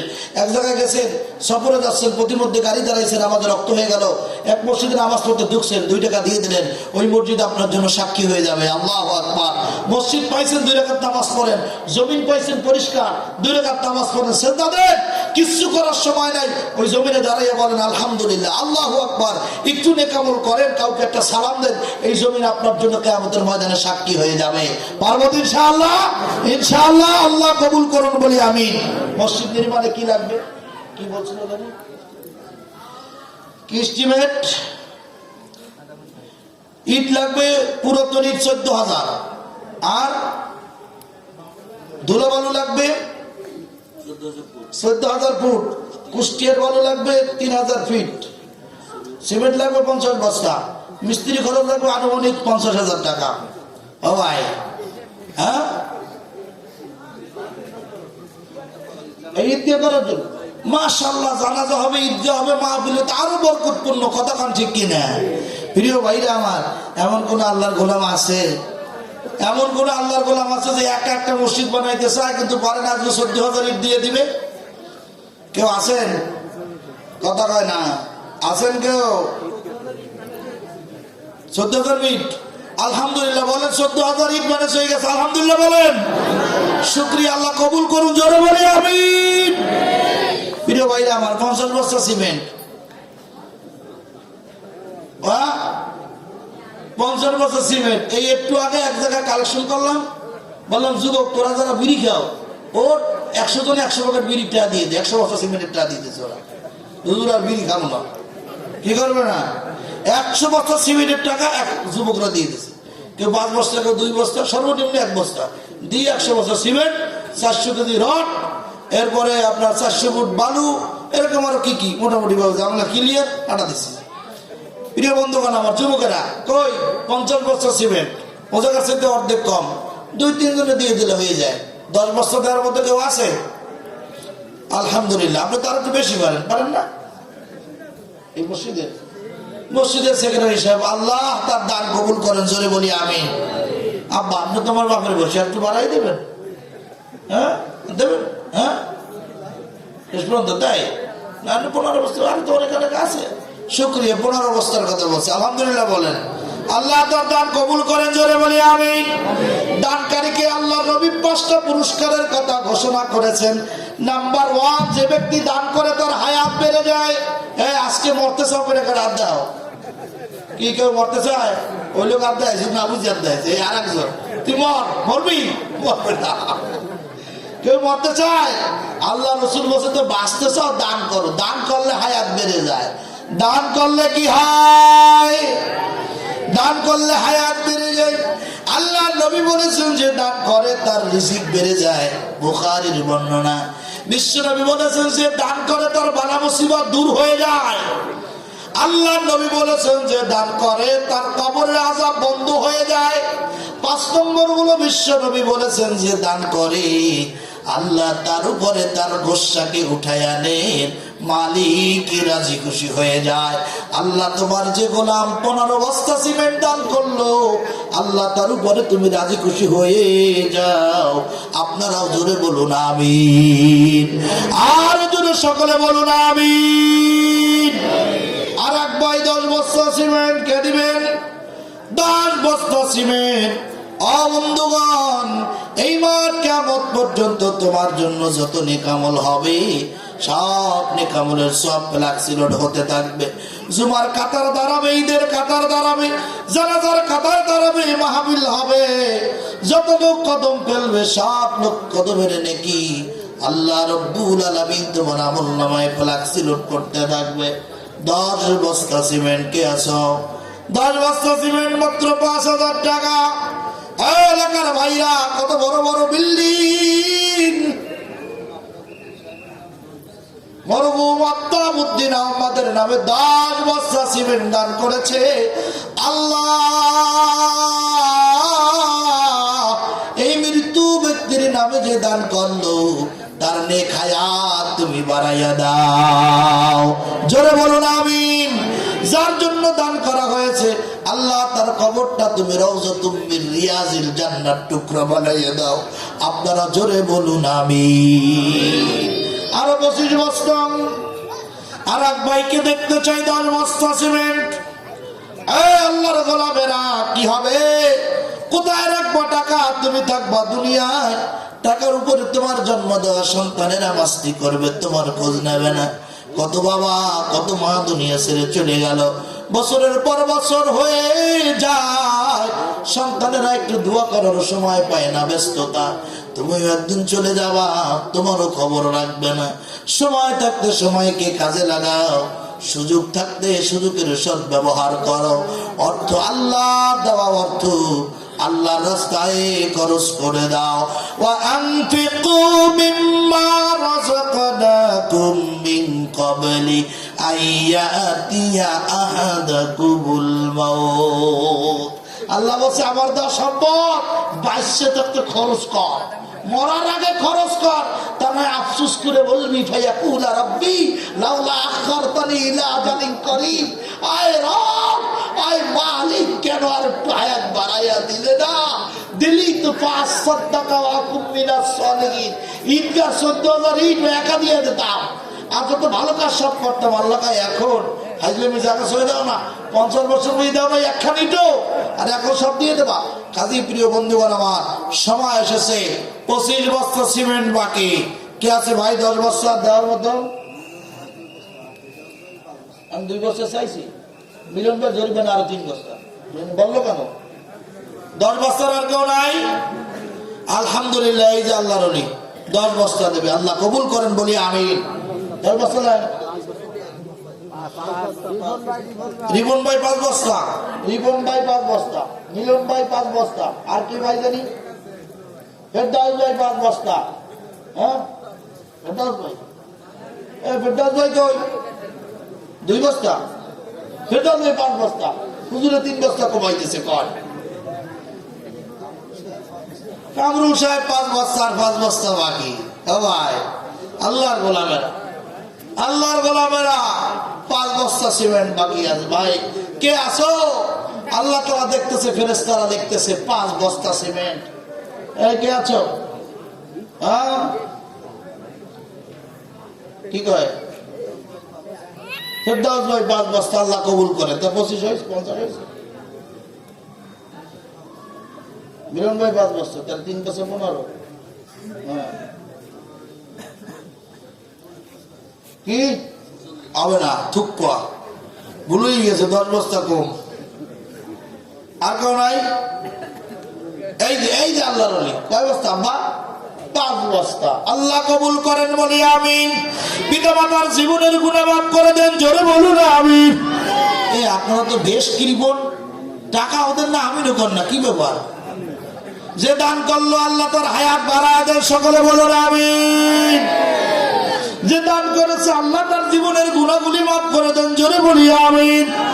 5 বস্তা সিমেন্ট বাকি আছে, আসো কোন আল্লাহর গোলামেরা চাও কবরের ভিতরে, কবরের জিন্দেগিতে আল্লাহ কবরটাকে জান্নাতের টুকরা বানাবে। নাম কি? এই যে রিপন ভাই, রিপন ভাই 2 বস্তা রাখেন, আল্লাহ দানকে কবুল করেন বলি আমি। জান বলে বরকত দেন, সকলে বলি আমিন। এ দান করিলে মান কমে না, নেকির পাল্লা হয় বাড়ি, আল্লাহ তাআলা খুশি হইয়া জান্নাতে দেয় ঘরবাড়ি। আল্লাহ যারা দান করলো প্রত্যেকের আমলনামায় এক একটা বালাখানা নির্মাণ করে দাও। আপনারা জোরে জোরে বলুন আমিন। আর কেনা কয় বস্তা বাকি? 2 বস্তা বাকি। নাউজুবিল্লাহ। এই যে 2 বস্তা, এই যে আল্লাহ, এই এক আল্লাহর 2 বস্তা, আল্লাহ কবুল করেন, জোরে করেন আমিন। এই আপনারা একটু রাগ হইতে বলেন না, রাগ হইতে পাওয়া যায়, সব দিয়ে দেবো, ঝামেলা আমার সিলার লাগে। কি কি ভাবনা কি আছে?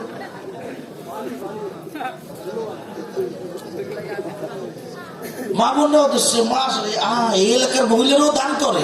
আল্লাহু আকবার। আল্লাহ তাদেরকে তুমি খাদিজা বানাই দাও, জোরে কর আমিন। আল্লাহ তুমি আয়েশা বানাই দাও, জোরে বলেন আমিন। খাতুনে জান্নাতের মতো মর্যাদা দিয়ে দাও, জোরে কর আমিন। মহিলারা সর্বপ্রথম দান করেছে, আল্লাহ রসুলের পরম বন্ধু ছিল আম্মাজান খাদিজা।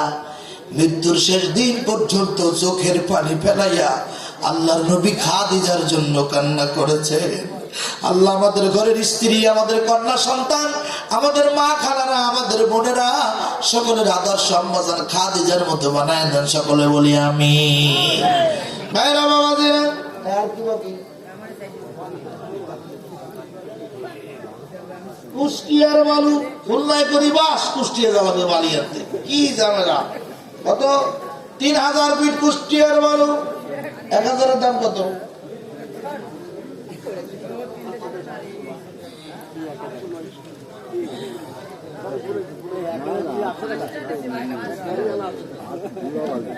এক 1000 ফিট কয়টা? 1000 ফুট বালির দাম বলে 800 টাকা।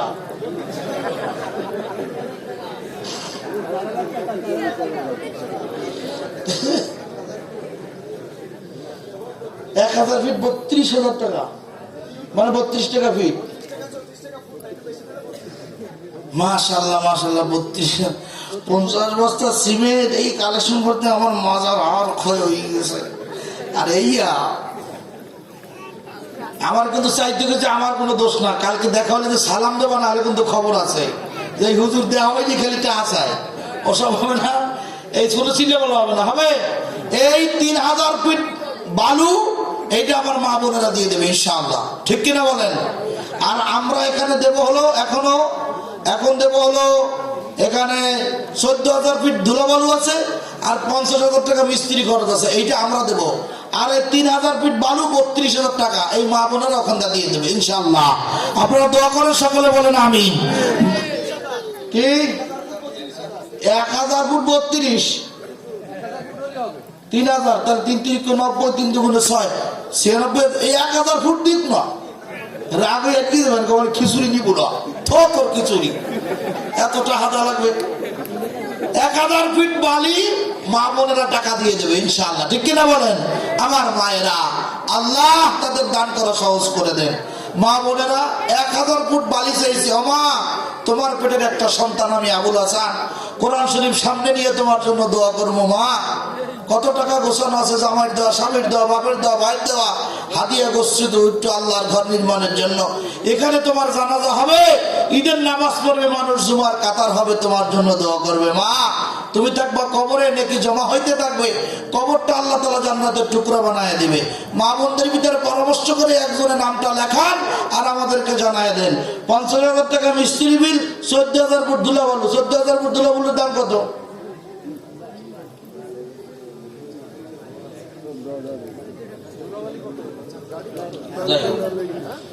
হ্যাঁ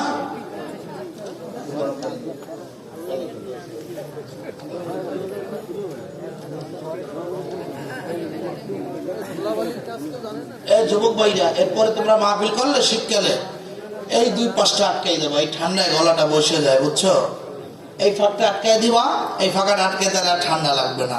আর আমাদের তো ওই যে বারাটি কণ্ঠ বোঝো না, আবার কাজ কত ছিলেন লাগবে বসে যায়, তাহলে কি হবে, এদের ঠান্ডায় কষ্ট হচ্ছে। তো যাই হোক, খেয়াল করেন, আমাদের কই হিসাব তো দিতে পারলেন না আপনারা। 14,000 ফুট ধুলাবালুর দাম কত? এগুলো গুছাই গেছে, রাখতে হয় না। 1 ফুট ধুলাবালু মনে হয় 8 টাকার নিচে নাই, না আরো কম আছে।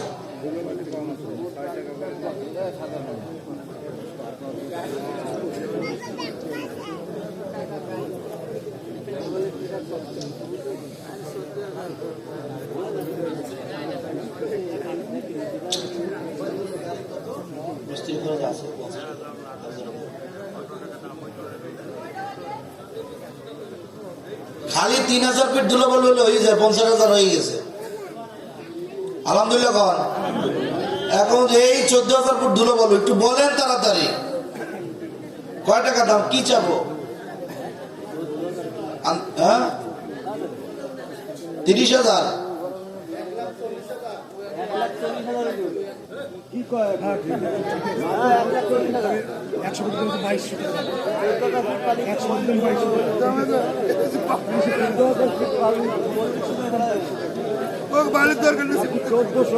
ভাই আনুমানিক দাম 30,000 টাকা ধরেন, আনুমানিক কত?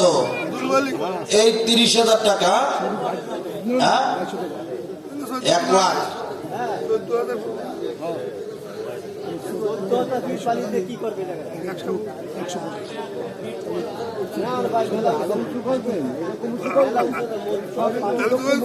আচ্ছা, একটা হিসাব আমরা সামনে সপ্তাহ করে আবার একটা মাহফিল দেবো ইনশাআল্লাহ, নাকি? তাহলে বাদ দেন, আমি 50 জন লোক চাই 1,000 টাকার, সহজ হিসাব। 50 জন লোক কেনা কেনা আসেন, 1,000 করে টাকা ধরে একটু আজ জায়গার নাম লিখবো, তাড়াতাড়ি দেরি হয়ে যায়, রাত 12 হয়ে যাচ্ছে। এতে শোনেন, এই একদিনের দাওয়াত দিয়ে আর একদিনের রস করা যাবে না। 12টা পার হলে কিন্তু 2 দিনের টাকা দেওয়া লাগবে, কথা কয় না? আচ্ছা, 12টার পরে কি এই দিন থাকবে? হ্যাঁ, তাহলে আমি আরেকদিন রস করবো কা? সবার ভিতরে বলেন, আপনি তো দেশে এই ভাই নাম লেন, সেক্রেটারি মহাদার নাম লেন, হ্যাঁ বলেন, আর কি আছেন? আর কে আছেন? 1,000 টাকা ভাই, 50 জন লাগবে, 49 জন লাগবে, ওই যুবকের নাম লাগেন, ওই এক আল্লাহর ওলি, এক মুরব্বী বাবাজি দেশে, ওই ওনার নাম লাগেন। দাঁড়ান দাঁড়ান দাঁড়ান দাঁড়ান দাঁড়ান দাঁড়ান, এই এক ভাই, কয়েকজনের নাম লাগবে?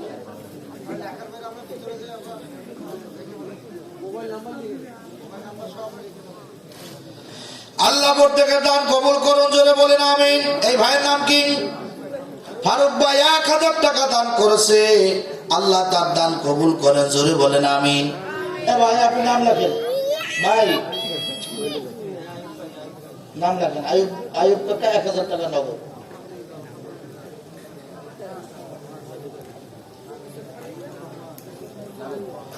আর কে আছেন? 50 জন লোক লাগবে, 5 জন হয়েছে, এখনো 45 জন লোক বাকি। আল্লাহর ঘরে 1000 টাকা দান করবে গোলাম, আল্লাহকে হাত উঁচু করে দেখাও। আর কে আছে 1000 টাকা?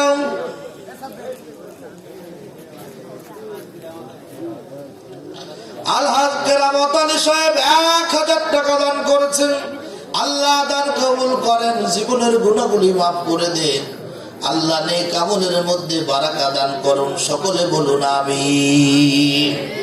আর কে আছেন? এই ভাইরা, এর নাম কি? নওয়াজ। কি নওয়াজ? নওয়াজ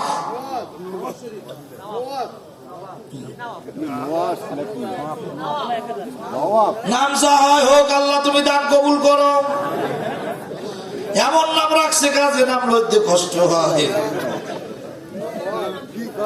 নাম অনেক সুন্দর নাম, কিন্তু আনকমন। কি নাম? মুফিদা রহমান 2000 টাকা নগদ, আল্লাহ কবুল করুন, জোরে বলি আমিন। আর কে আছে?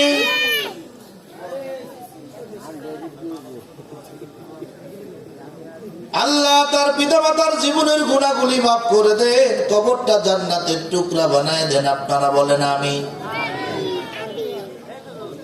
এই যুবক বই রাগ হয়ে আসছে কেন জানা? 1000 টাকা দিয়ে দেবো, যা হয় হবে, পারা যায় না? মাশাআল্লাহ। মোহাম্মদ রফিক ভাই 1000 টাকা রাগ হয়ে দিছে, আল্লাহ ভাইয়ের দান কবুল করেন, সকলে বলি আমিন। আর কে আছে? এ ভাই আপনি একটু যুবক ভাই দাঁড়াই রয়েছে, ওরা দেবে, আপনারা যান না, একটু যান, ওই পাশে যান। ও যুবক ভাইরা, তোমাদের মতো একজন যুবক ছিল ওমর ইবনুল খাত্তাব, আর একজনের নাম ছিল হযরতে আলী, আর একজন ছিলেন খালিদ বিন ওয়ালিদ। সম্পদের পরোয়া করতেন না, সবসময়ের জন্য আল্লাহ খাওয়াবে এই ধান্দায় থাকতে। কই কই যান যুবকদের ভিতরে, যুবকেরা কে আছো? আর কেউ নাই? ওই যে যুবক, ওই ভাই, ওই আর এক যুবক রাগ হয়ে গেছে পিছনে, ভাই হাত দেখান। আল্লাহ দান কবুল করেন, সকলে বলি আমিন। 1000 টাকা। আর কে আছে?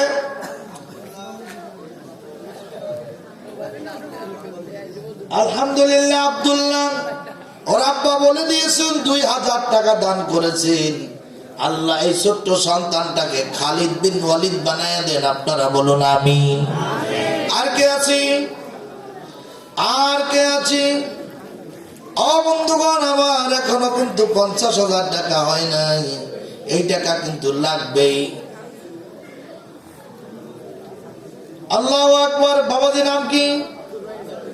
আব্দুর রহিম কাকা 1000 টাকা দিয়েছেন।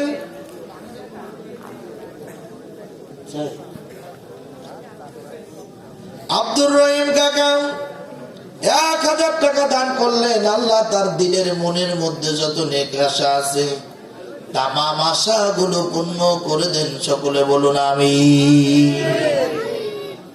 আমার পা ব্যথা হয়ে যেতেছে, যুবক ভাইরা একটু বলো, বাবারা একটু বলো। এই যা দান টান করলো ম্যাক্সিমাম মুরব্বীরা, তাকে তো আর কবরে যাওয়ার ভয় আইছে, কিন্তু তোমরা এখন যুবকরা বেশি মরে, কথা কয় না। আগে বাজার একশো লাড়ি বিক্রি হইতো, আমি 3 জুমা খুঁজি বাজার দেখে লাড়ি কিনবো, জুমায় খুঁজবো না, লাড়ি খুঁজে পাই না, কারণ বুড়ো তো হয় না মানুষ, এর আগে মরে। স্ট্রোক আর স্ট্রোক, কথা কয় না, হার্ট অ্যাটাক, বেরোন স্ট্রোক, অমুক স্ট্রোক, গাড়ির তলে, মোটর সাইকেলে, যুবকরা মরে বেশি। আমাকে ভয় থাকা উচিত বেশি, কথা কন ঠিক কিনা?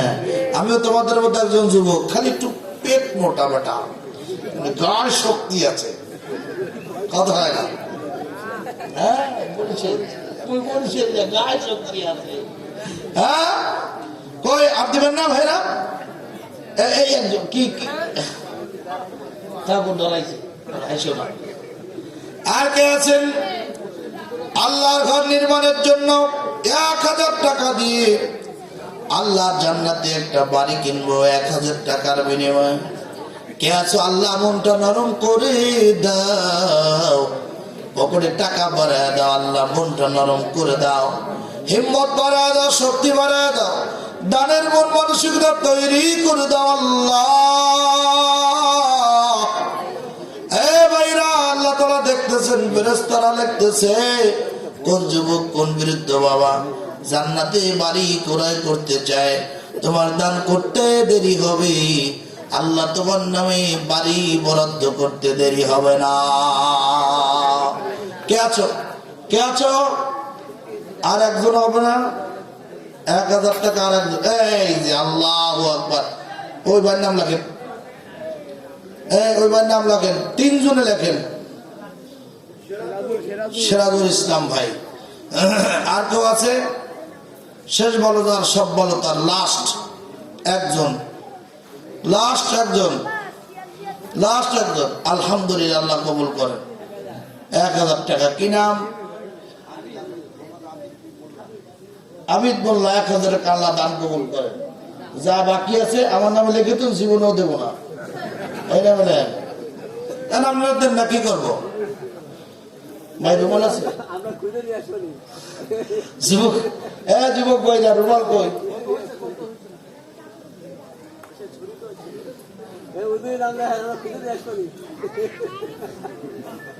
14,000 টাকা দেখছো, আর 37,000 টাকা বাইরে যদি রাগে দিয়ে দিত না, হয়তো এমন হইতে পারে যে তারা দিবে কিন্তু নাম প্রকাশ করতে চায় না, আমরা রুমালটা পাঠাই, গোপনে দিয়ে দেবে। 2-3 কার রুমাল যুবকরা ভাই কেন 500, 1000 টাকা নোট, 2-3,000 টাকা দিয়ে দিয়ে আল্লাহর নাম নিয়ে, যার যত অভিজ্ঞতা সবাই 1-2টাতে শুরু করে। আবার অনেকে চিন্তা করে আমরা হালেই নেই, 2টার একটা কয়েল আছে, হুজুরে নেবে না, রাগ হইয়া না, সব নেব, সব যার যা আছে সবাই দেন, প্রত্যেকে পকেট হাত দেন। যুবক ভাইরা দাও, বিড়ি কিনকে 5টা-7টা খুচরো রয়েছে, দিয়ে দাও, দিয়ে দাও আল্লাহ নাম লইয়া।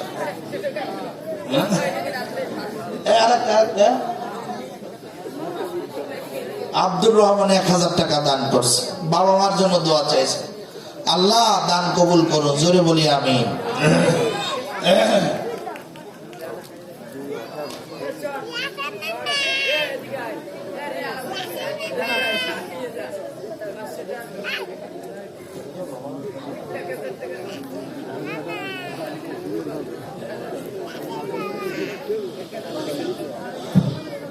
দ্রুত ভাই, এই একটা রুমাল গেলে কতক্ষণ লাগবে শেষ হইতে? ভাইরা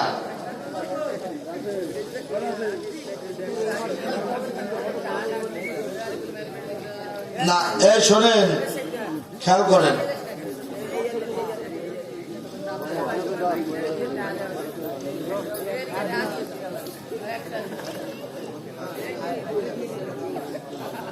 রহিমা নামে এক ব্যক্তি, একজন মা 1000 টাকা তার আব্বা আম্মার জন্য দান করেছেন। তার আব্বা আম্মার কবরটা আল্লাহ জান্নাতের টুকরা বানায় দেন। আপনারা বলুন আমিন। ভাইরা, এই যারা নাম লেখাইছেন,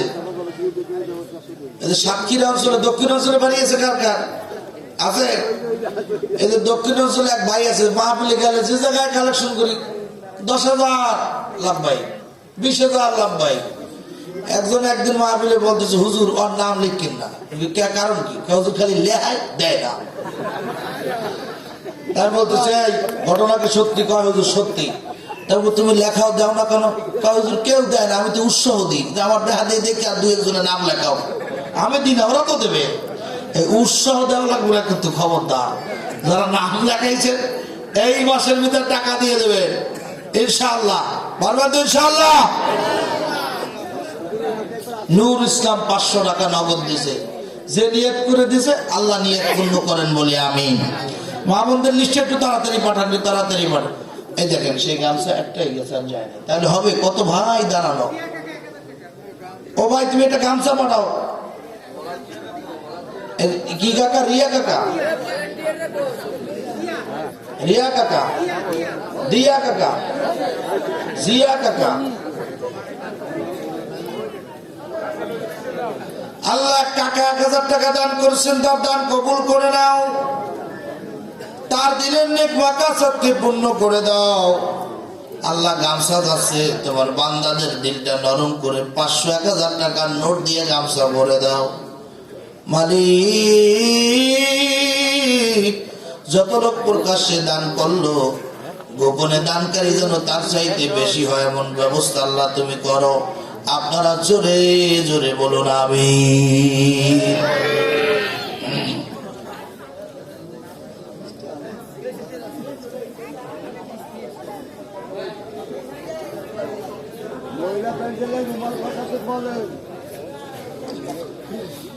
মা বোনদের ভিতরে যারা আছেন একটু দায়িত্ব নিয়ে কালেকশন করেন, আপনারাও হাত কালেকশনটা করে ফেলান আর লিস্টে পাঠান।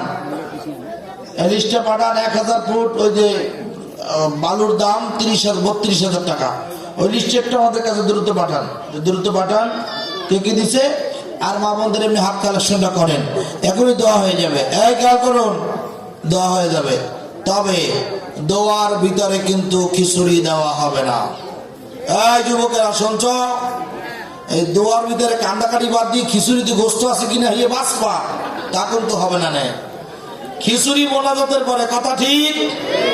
বাবা মা আত্মীয় স্বজনের জন্য কানবো, ওর ভিতরে খিচুড়ি দেওয়া যাবে না। খিচুড়ি আমরা চুপ করে বসে থাকবো, এরপরে গেট থেকে আস্তে আস্তে বের হব আর খিচুড়ি নেব। একজনে 2-3 টোপলা নেবো, পারবো তো? এ ঝামেলা করা যাবে না। একজনে কয় ভাগে কথা খায় না, কয় ভাগে? 1 ভাগে। শাহেদ ভাই 1000 টাকা দিয়েছেন, আল্লাহ দান কবুল করেন, জোরে বলি আমিন। আল্লাহ জীবনের গুনাহগুলি মাফ করে দেন, জোরে বলি আমিন। ভাইরা আমার, এখনই দোয়া হবে, সকলে প্রস্তুতি নেই। হয়তো আগামী বছর তাফসীর আসার আগে আমরা অনেকেই বেঁচে থাকবো না। আল্লাহ জানে কার হায়াত শেষ হয়ে যায়। আজকের মাহফিলে জানো আল্লাহ আমাদের জীবনের তামাম গুনাহগুলি ক্ষমা করে দেন। আপনারা বলুন আমিন। আমাদের ভিতর থেকে যারা দুনিয়া ছেড়ে চলে গেছে, আল্লাহ তাদের কবরগুলো জান্নাতের টুকরা বানান। সকলেই একবার সূরা ফাতিহা, 3 বার সূরা ইখলাস, আর একবার দুরূদ ইব্রাহিম পড়ি। আউযু বিল্লাহি মিনাশ শাইতানির রাজিম। আলহামদুলিল্লাহ। মা বোনেরা তাড়াতাড়ি পাঠান। আলহামদুলিল্লাহি রাব্বিল আলামিন আর রহমানির রহিম মালিকি ইয়াউমিদ্দিন ইয়াকা না'বুদু ওয়া ইয়াকা নাস্তাঈন ইহদিনাস সিরাতাল মুস্তাকিম সিরাতাল লাযীনা আন'আমতা আলাইহিম গায়রিল মাগদুবি আলাইহিম ওয়ালাদ-দাল্লিন। آمين. بسم الله الرحمن الرحيم. قل هو الله أحد الله الصمد لم يلد ولم يولد ولم يكن له كفوا أحد. بسم الله الرحمن الرحيم. قل هو الله أحد الله الصمد لم يلد ولم يولد.